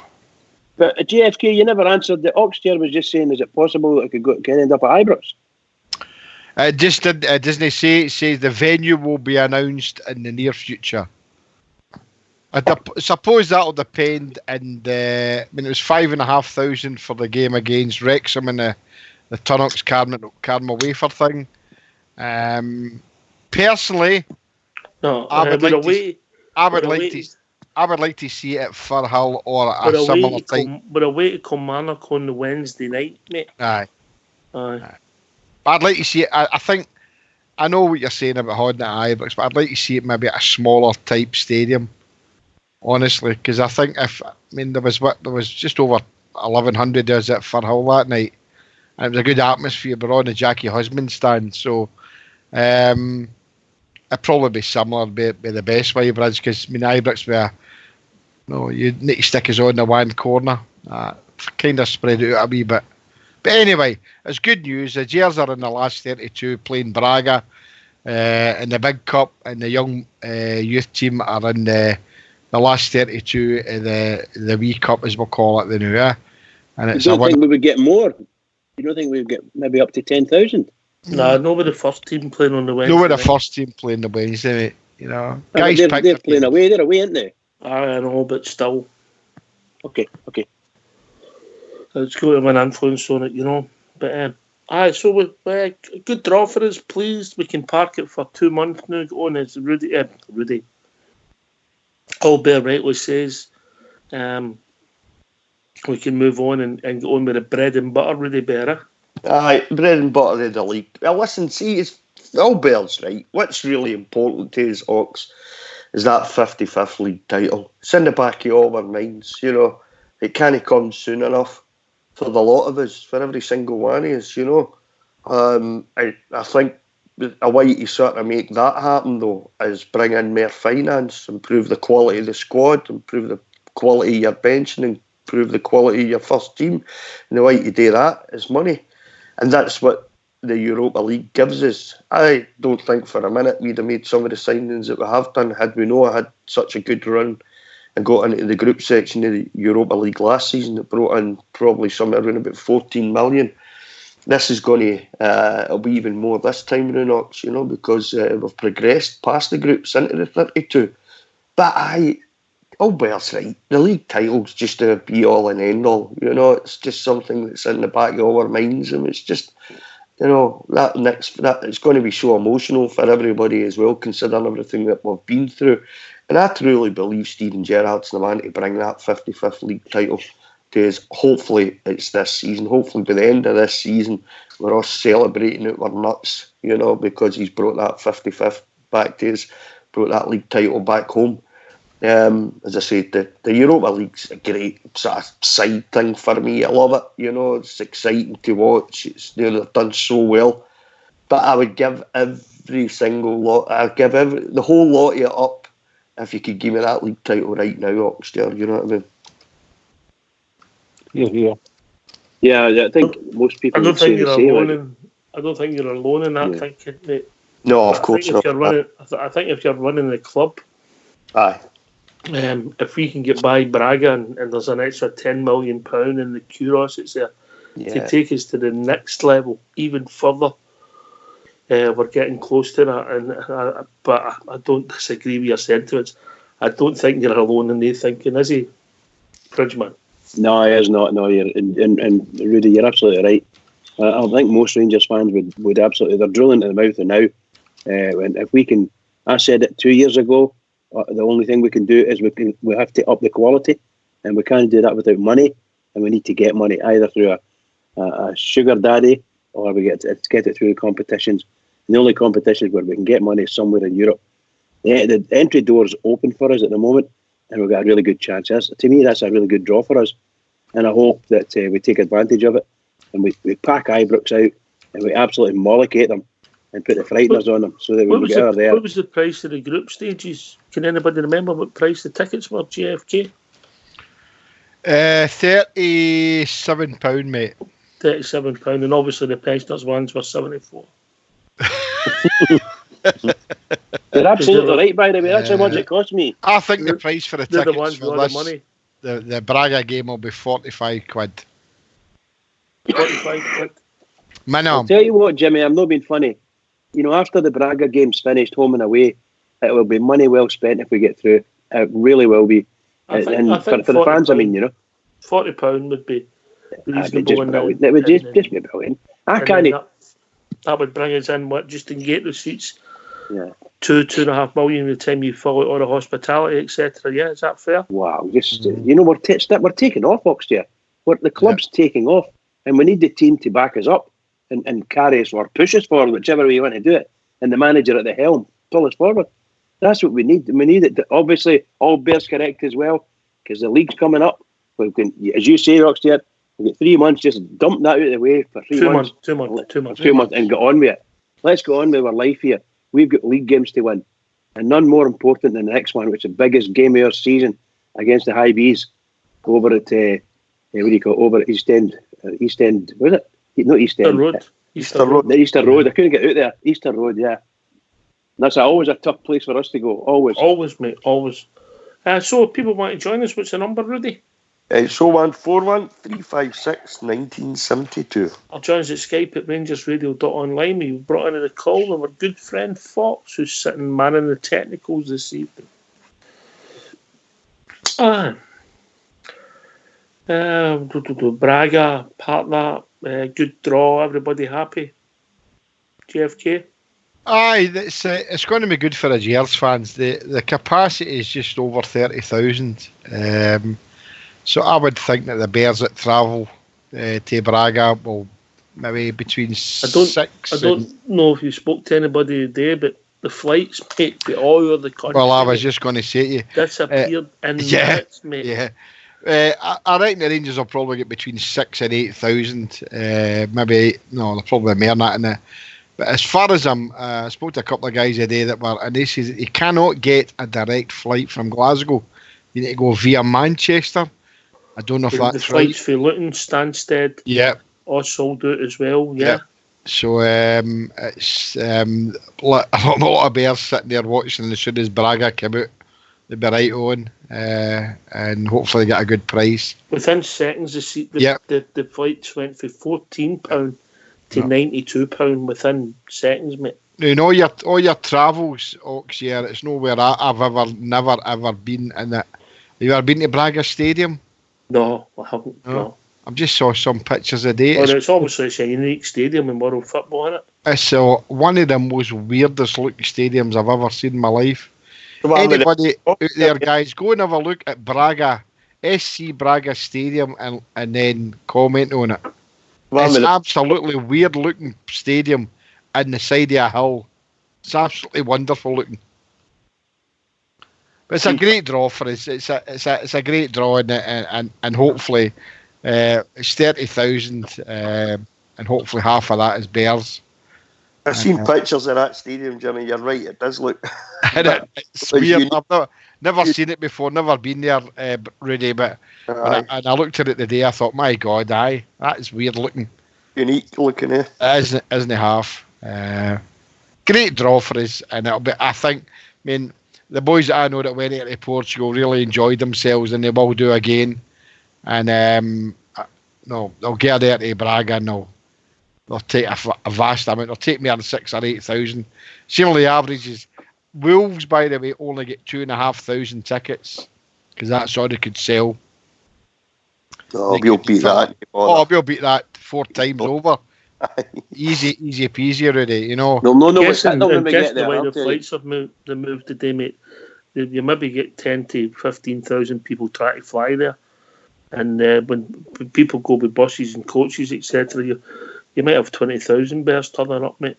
I was talking Party time in the middle of Bragg. Well, my friend for Gers TV, Kenny McCallion and Sia Leslie, they ran a bus to Rotterdam, and seemed like it was quite a handy jaunt, you know, there and back.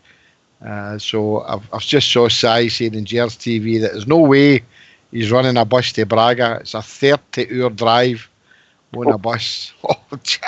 I thought just going to say that. Talked to my mates boy earlier there. There's 8 of them going in a transit van.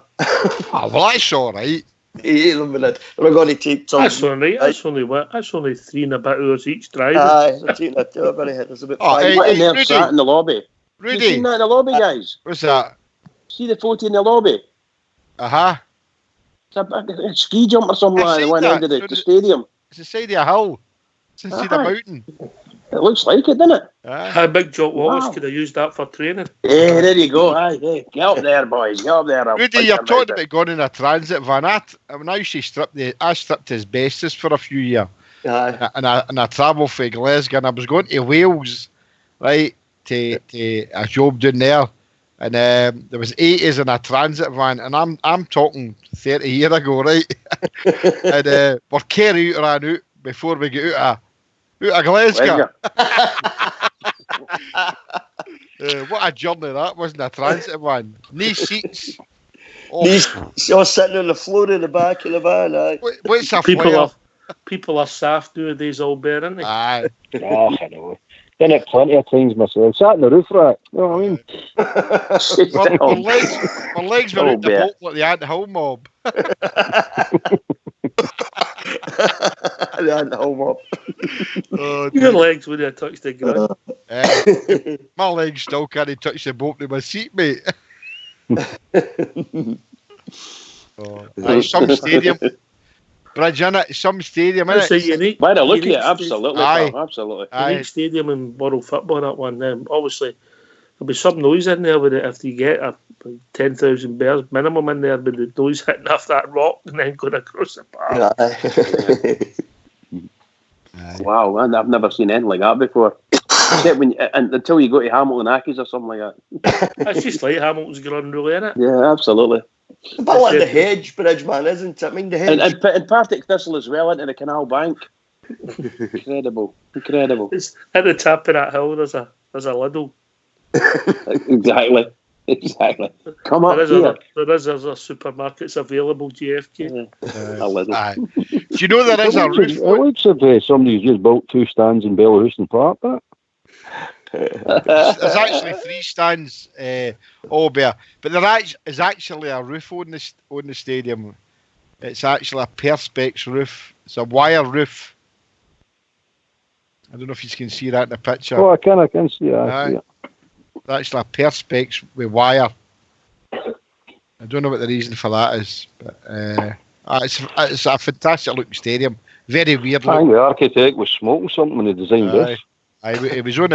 It was on the Caribbean Woodbine, mate. That's all right. I'll stop the rain when the rain comes in. The rain's doing it. It's the same as us. Just it'll rain. But it's good that we're all feeling good and jovial on that, because it is. Look, let's not make any bones about it. It's a good draw for us. You know, with the first game being at Ibrox, Aye. Are guaranteed a sellout. I think it'd been sold out anyway, but I'm just saying guaranteed a sellout. Great revenue for the club, Rudy. Yeah. Aye, smashing. So it is, it gives us a bit extra for what we had last season in the group sections. And it's like you said last week, Ox, the run up to the second game, the game on Thursday night rather.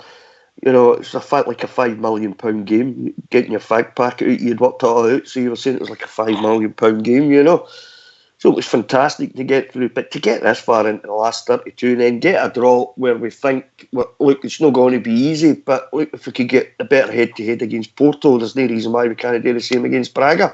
We've got the first game at home, packed out stadium, and the Bears will be right behind the team. If they can get a positive result, then you know what you've got to do once you get out there. That's the good thing about it for me, Ox. I quite like the idea of playing the first game at Ibrox. A positive result, you take it out there, you know what's got to be done. You get the away goal out there and all. Obviously helps massively. So, aye, for me it's all positive, Ox. As I say, like everybody else, a big glamour tie would have been great against the likes of Inter Milan. Next round. Next round, aye, we'll get one of them next round. See that fag packet, mate? I don't smoke, right?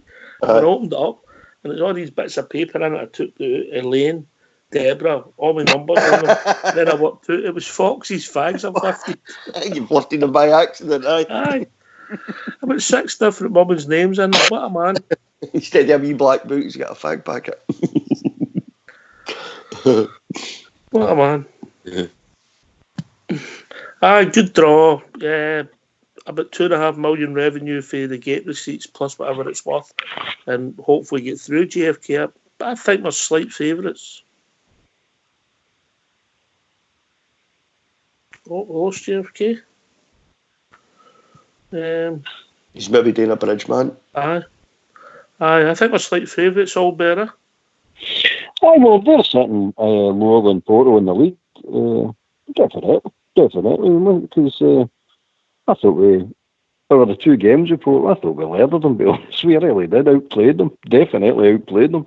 So I don't see any fear. I think we should be sitting favourites.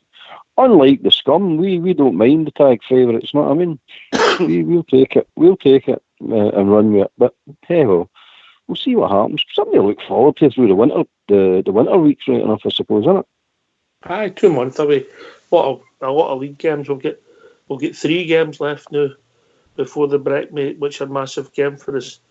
Obviously, we said 10 points yesterday. I'm wanting to take 9 out of the next 3 now. I've just made up my mind. 9 out of the next 100% agree with you, pal. That's what I'm looking for. I mean, huge. It's got to be huge on Friday night, Ox, at Easter Road, It's never easy going there, as you were saying earlier on, and I'm sure they'll be totally up for it. The spoon burners, Jimmy calls them. But that's us without Helander. Could be without Helander, Davis and Morelos now.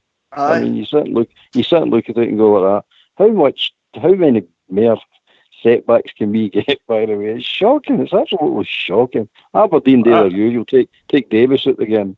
Celtic take Helander out the game. And the referees took Morelos out the game. Shocking. Absolutely shocking. Aye. All done for the one benefit. The benefit of one club, that's for sure. The only good thing is, mate, they'll all be fresh for the next 2 games after Friday. Mm-hmm. But we need... this is where the squad needs to step up, isn't it? They need to step up. That's my words exactly. This is where we need our squad. The manager, the coaching staff, they've all got to step up. Winning Friday night and you're wow, what a result that will be. What a result. I won against them. What a result. Love it. Is 2 of the next 3 away from home as well, 2 in the next 3 games are away from home. How many league games is that? We played 7 at Ibrox. I think we played 9 away. That'll be 10 on. That'll be 10 away and 7 at home, Rudy. Aye. Rang with the fixtures computer. Apparently no, though. Apparently it's the computer's fault, Look, but what we need to do, get on with it. It's still better be saying there. This is, if you've got Davis out, you get Helander out, and you've got Alfie missing.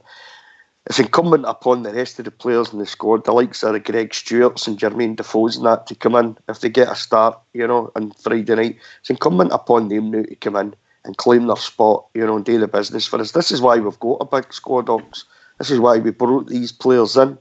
You know, I feel a wee bit sorry for Greg Stewart because he came on against Hearts, scored 2 goals, bagged himself a couple, and then never got on at Pittodrie, never got on in the cup final when we were looking for goals. So if he gets on Friday night, if he can get himself another couple of goals, that would do me fine. I think he's a good player. I think he lacks a wee bit in pace. But I tell you what, I think he has got, Greg Stewart. I think he's got a bit about him and up here in the brain, you know what I mean? I think he's an intelligent player, Greg Stewart, so he is. Yesterday, Rudy came on a couple of minutes and influenced the game. Aye, yeah, you're right, Alberry certainly did, you know. And for me, there's a possibility he'll start on Friday night, and he's got to keep that going, because he's got to keep saying to the manager, what else do you want me to do when I come on here? I'm scoring goals, I'm influencing the game, what else do you want me to do? He's a good player, he really is a good player, Albert. He's an intelligent player, as I said.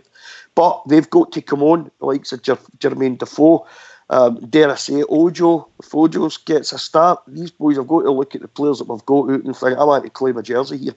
I need to do the business when I get my opportunity. Friday night's perfect chance for some of them to do that, Albert, you know. Mm-hmm. I consider them, there's no all of the squad I consider Rangers players yet. Yeah. But there is some of them I consider Rangers players. I consider McGregor, Davis, Arfield, Jack, McGregor, Davis, Arfield, Jack. They're Rangers players, and Stewart. They're Rangers players to me. They play like, talk like Rangers players, act like Rangers players. The rest of the boys have yet to grow into it. Yeah, I still think there's a bit for these other boys to get into. They'll get there. They will get there. Yeah. But definitely these guys are Rangers players. You just look at their attitude. I mean, Arfield in the cup final, he grabbed that Bruins on. I mean, that's a Rangers player to me. You're not walking the line slapping all our horns. No way you doing that. Stand up for yourself. Big Katic and all, I would say, is close to being a Rangers player. You ain't taking any nonsense. Don't take any crap. Not a step back. I keep saying it, not a step back. Step forward all the time. They want to fight, go for it. They want to play football, outplay them. So there's certain players at Ibrox at the moment are Rangers players, definitely are Rangers players, and there's other ones that are going to grow into it.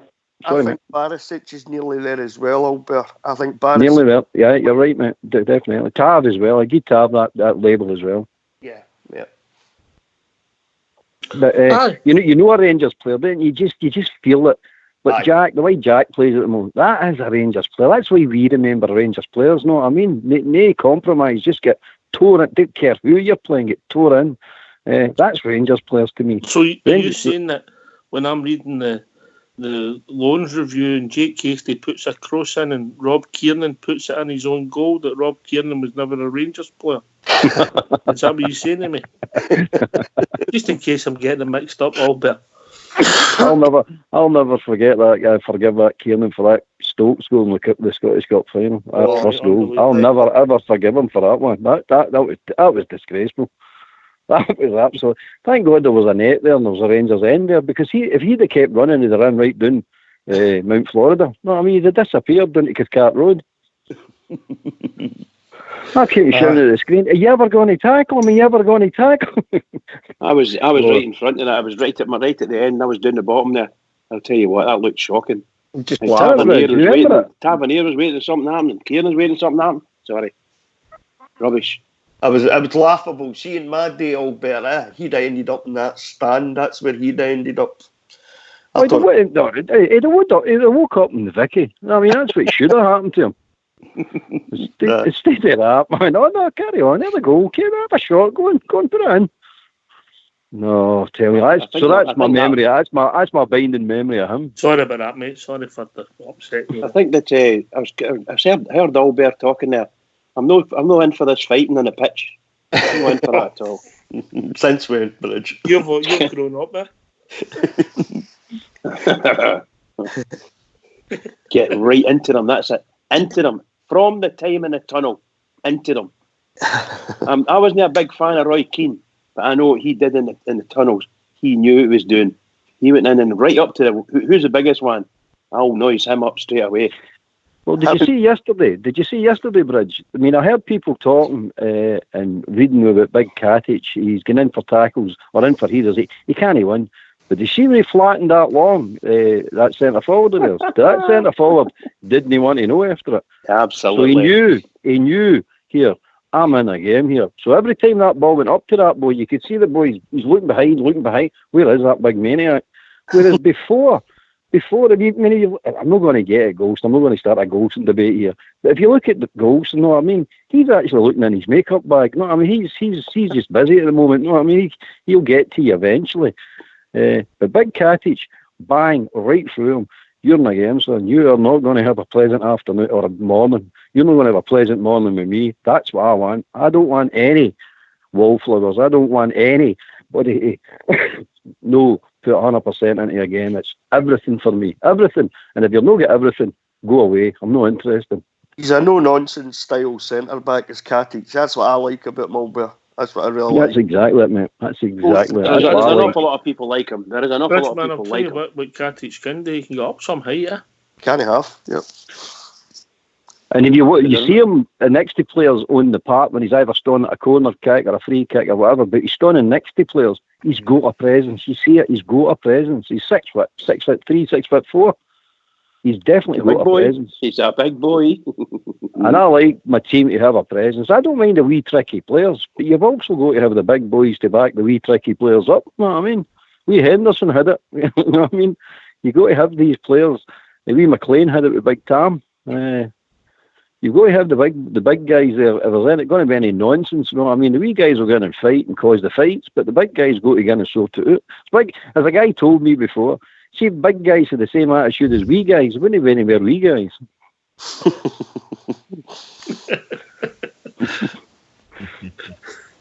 Fair shout. Rudy?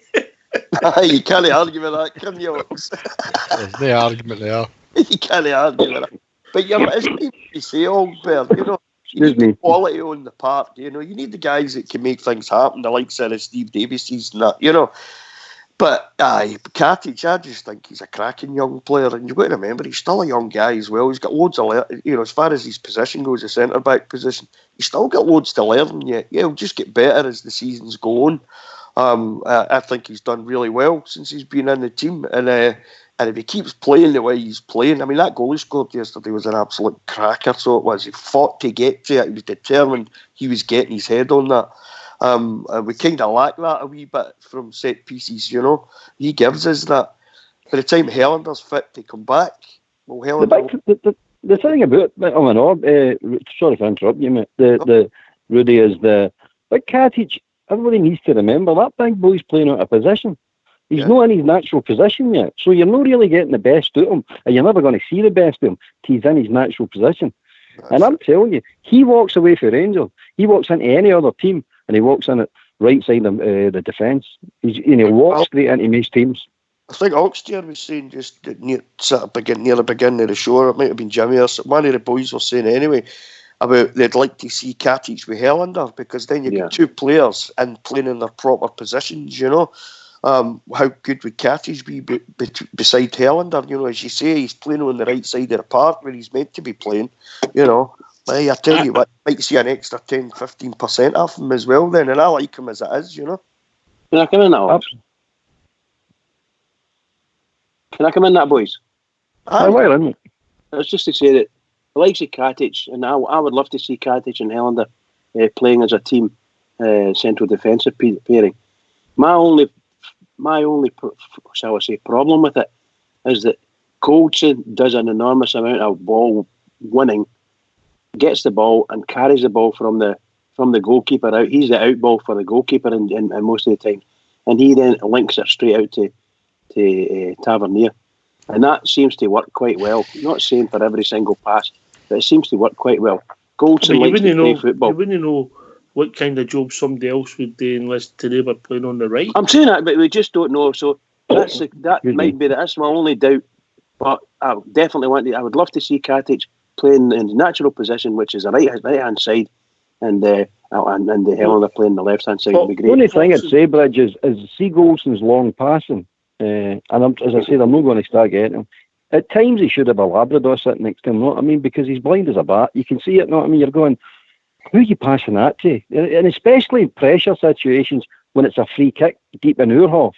He just boots the ball up the park to absolutely nobody. He's doing it time and Passes the ball time back and to time the again. goalkeeper.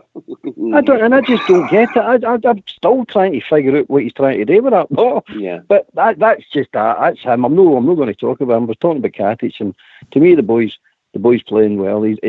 So far he's playing well, and I like his no nonsense. Like Rudy said, I like his no nonsense way of going about his business. I definitely do like that, and I want more Rangers players to do it. But as Fox has been saying for about 18 months now, as we start tweaking the team, there'll be favourites that will disappear or go out the team because whoever who comes in, the manager will think they're better than what we've got. And who that's going to be at the moment is up for debate because you're just trying to improve the team, Rudy. Well, you've got to improve every transfer window. You've got to add in quality. You know, you can't just stagnate. You can't get to a transfer window and think, well, I don't know, can we get anybody that's better than what we've got? You have to improve in every transfer window. That's why I don't doubt, I said this to you last week, I think it was, Ox, I don't doubt we'll bring a couple of players in January. Might be loans, but I think we'll bring a couple of players in January. For me, you have to keep improving. So you've got to keep looking, you've got to keep thinking, you know, right, okay, can we improve that position there? Right, here's this guy. This guy's an improvement on what we've already got. But then you also need to look at who your first choices are. Have you got proper backup for them? As far as Barisic goes, we haven't got proper backup for Barisic yet. Tavernier, I don't think we'll get proper backup for Tavernier. That's a good point, mate. Lovely. I like the way you done that. The boy poster appeared yesterday. Mm-hmm. I tell you what, you couldn't judge him in that. He was known long enough, but I'll tell you what he did. Look, he looked really quick. He's got a bit of pace, the boy. But as you say, it's kind of hard to judge him up, you know, and the length of time he was on the park. And we haven't really seen much. I mean, he gets a wee cameo here and there. For me, it's not enough to make up my mind about whether he's going to be any good in that position. I mean, he can play right back or he can play in the middle of midfield as well, apparently. I haven't seen him in either position long enough to be able to make an informed decision about him. But I certainly think he's got a bit of pace. I quite like the look of him. He looks quite assured. He doesn't look like he's out of place, you know. But as you say, it's hard to make a decision, you know. But I do think you need to look at some of these positions and think, all right, we've got good players in these positions. Do we have the backup for them, though? That's a thing, Ox. It has to be looked at. I mean, we've got two main strikers just now. Obviously, Alfredo's the main striker just now. You've got Jermaine Defoe sitting there, who some people think went off the boil a wee bit, you know. Whereas I tend to think it's more that he's not really getting a game at the moment, you know. He's no 6 feet tall, Jermaine Defoe. There's no use crossing the ball into him all day long because that's never going to work for him. So you have to play a bit differently if Jermaine's on. You know, might get his chance Friday night at Easter Road.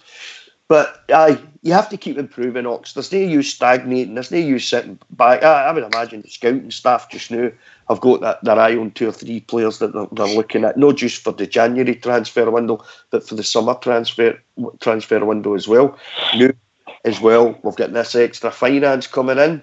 Smashing, you know. Let's look at some quality. Keep adding quality. We've done well so far, but they need. I'm going to get people out the door. There's JFK. I know he's been called away, but JFK, about 14 players are listed. Neighbour first team. We've got to get them out the door. I think it's 100. It's 100 and odd £1,000 a week in wages. It's a lot. It's a lot of money, guys, isn't it? That just sitting there stagnating, if that's the right word. Yeah. No, and we need to get rid of that deadwood. The January transfer window and the summer one, Jimmy, I'm expecting the majority of that dross to be at the door.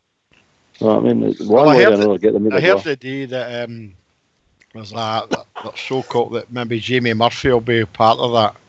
And I'd be sad if that did happen because I had high expectations of Jamie Murphy. So I don't think he's dross, Jimmy. I think it's just the No, I didn't say he was dross. It's me. I'm calling him dross, mate. No, you're not calling him. It's me calling him the rest of them dross. But I don't think he falls into dross. I think he's just unfortunate, that boy. Just one of these things. I mean, a big debate for me would be, would I keep Jamie Murphy or Ojo? And obviously for me, I'd keep Jamie Murphy. Oh, aye. No, even on a stretcher. Aye, well. But, as Rudy said there, I mean, I rhymed off about 13, 14 players a few weeks ago, and I could make a team of them. who would need to go, and it's £105,000 a week in wages. Yeah. That's a lot of money. You know what I mean? It's a lot of money. Think who we could get for that. You know, how far off we for having that what we'd probably deem a really strong squad. Maybe 3-4 players. There's 3 or 4 players right there. But if these 4 players are better than what we've got, imagine what your team is. Mhm. My Can big I come in problem and I've got, I meant to say to me, my big, sorry, Brad, you want to come in? No, all right, pal. When you go. My big problem's the Alfredo Morelos situation. The way I see it is, it's been said before many times before on here that we're depending too much on we Alfie. Now my problem is, if you watched the game yesterday, Ryan Kent doesn't know, he's not settled into what they want him to do yet. He doesn't understand that he's there to drift in to make room for Barisic on that wing. That's one of his big jobs to do. But he's also there to disrupt everybody. But he never knows when to release the ball, who to release the ball to, what's the right pass. But it'll come from him. But the other one is Aribo as well. He doesn't know when to give the ball, when not to give the ball, especially in the last third of the park. Now, I'm looking at it now, and the way it's working now is everybody's wanting to give the ball to Alfredo. No matter where he is, they want to give the ball to Alfredo. And that's all right and dandy, but it's not always the right pass. Now, I know Alfie's trying to get to 30 goals now, and it's an insignificant achievement to me. It means nothing. That means absolutely nothing. So there is times when you're looking at these players going, no, that's not the right boy. Well, it can't get Aribo, but Aribo will no make the move because he thinks Morelos is to get the ball and things like that. I see this all the time now, and I'm going, no, we're depending too much on the wee man. The wee man will get more goals if they all start chipping in with goals and taking some weight off his shoulders. He'll score a lot more goals than what's happening right at the moment. Because I think, as I said the other night, we're short shy. We're definitely lightweight up front. So in January, I would expect somebody of a striking, I'll put it that way, whether it be a midfielder, whether it be a forward, to come in of quality. I'm talking about on January. That's what I'm really looking for to take us through to winning the league at the end of the season. That's what will win us the league. Like a number Somebody, 10, Albert, you mean like a proper number 10 style? something like that. But you know what I mean, Rudy? Somebody, see, like say Arfield. Arfield was great at running. You're not going to get that. Sorry, Albert, you're not going to get that. We're not going to change our style, Rudy. And the way we play, you're not going to have a number 10, mate. Yeah. You're going to have to, the boys who play in the wide positions, the forward 3, are going to have to score you between 10 and 15 goals a season. That's what they're going to have to do to take you to the next level with this formation, because the manager's not changing. No, he's Well, never. see, that's my problem. But my problem is, see, like say Arfield, Aribo, and Kent. When seeing the other one's going down the wing or the opposite side, they don't get between the posts. See when Arfield makes his run into the box and he gets in front of the defender, it's always outside the post. There was And a you're tap in yesterday. Kent put a cross in yesterday, and there was a tap in for somebody coming in at the back. Exactly. So, but they're not getting in inside of the posts. You know what I mean? They're stunning outside of the post. So you're going, no, you need to break the line, and then when you break the line, you need to get in front of the defender, and it's inside the post, no outside the post. So it's tap-ins. It's just tap-ins, and they're not attacking that space. I don't know if you can coach that. I don't know if it's just one of the natural things, you know. Like Durant was absolutely brilliant at it. But it's probably the best in the world at doing that, breaking that space, but getting in between the posts, goal. You're sitting going, I don't know if you can coach it or it's just a natural thing that comes to players. I think it's like one of these things that's like drawn, mate. You either see it, you don't, didn't you?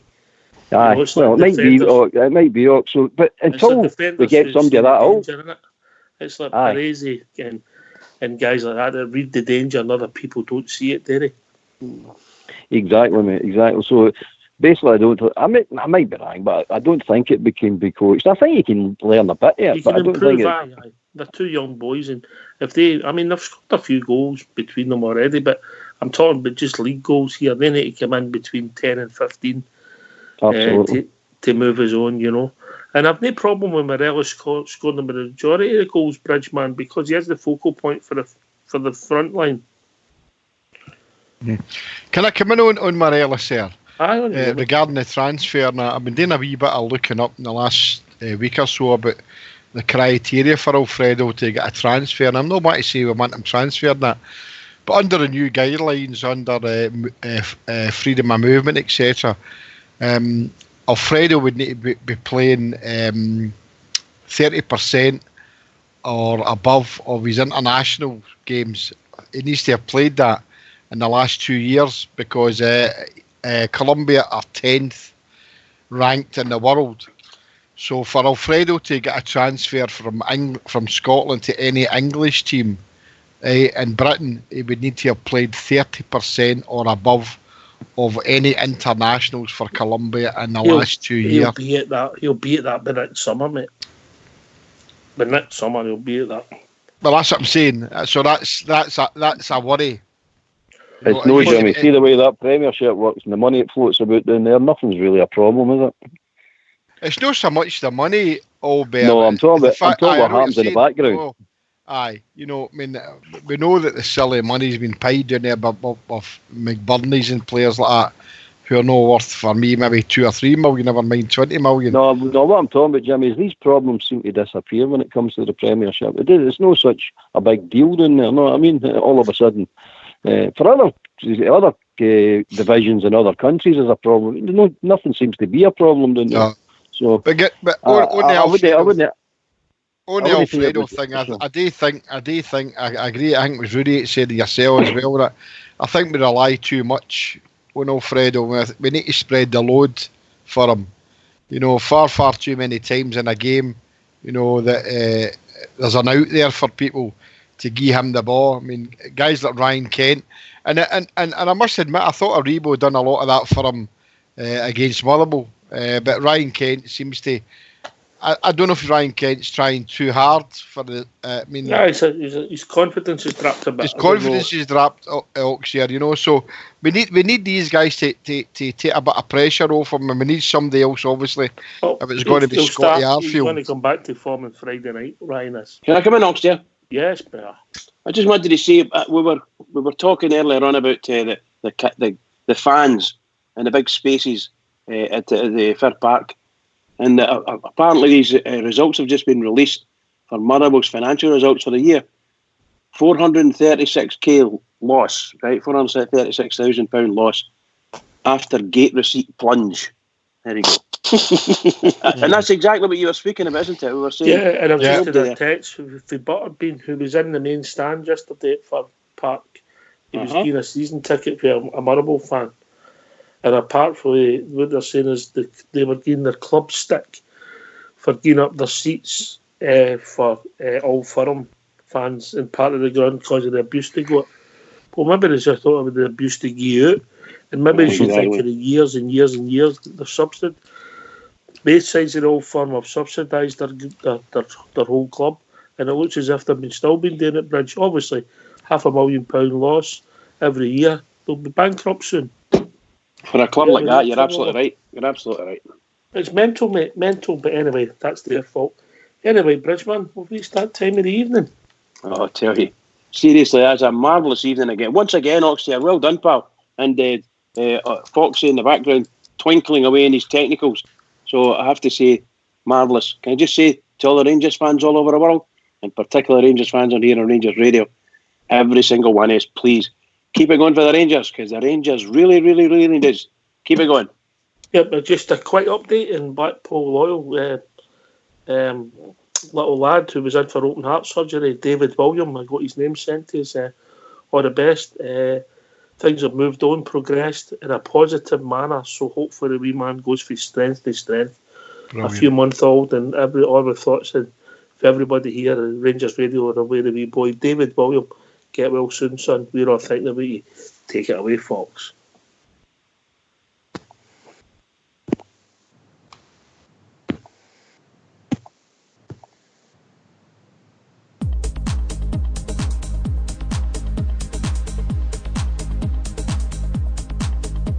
The boy girl so young to Glasgow City to come, seeking fortune and the new way of life.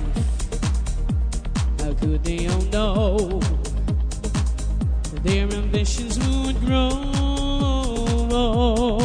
Such a beautiful story, when here's how it goes.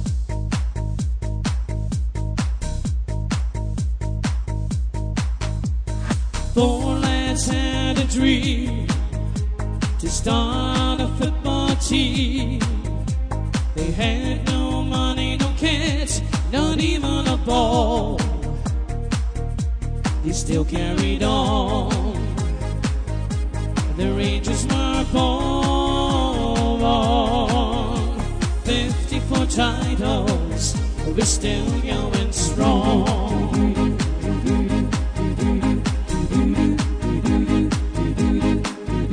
So hoist up your Rangers flags, sing with your hearts and voice. We celebrate the greatest club in the world. Let our history show what we already know.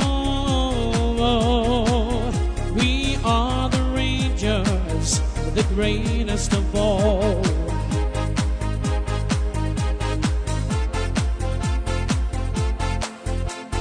Four lads had a dream to start a football team. They had no money, no kids, not even a ball. They still carried on. The Rangers were born. 54 titles, we're still going strong.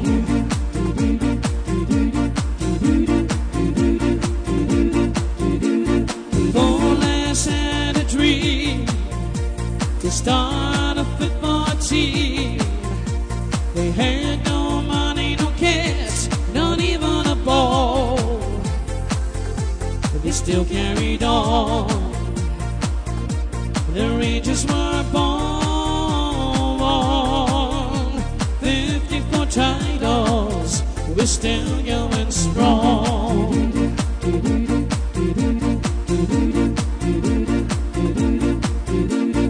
Four lads had a dream to start a football team. They had no money, no cash, not even a ball.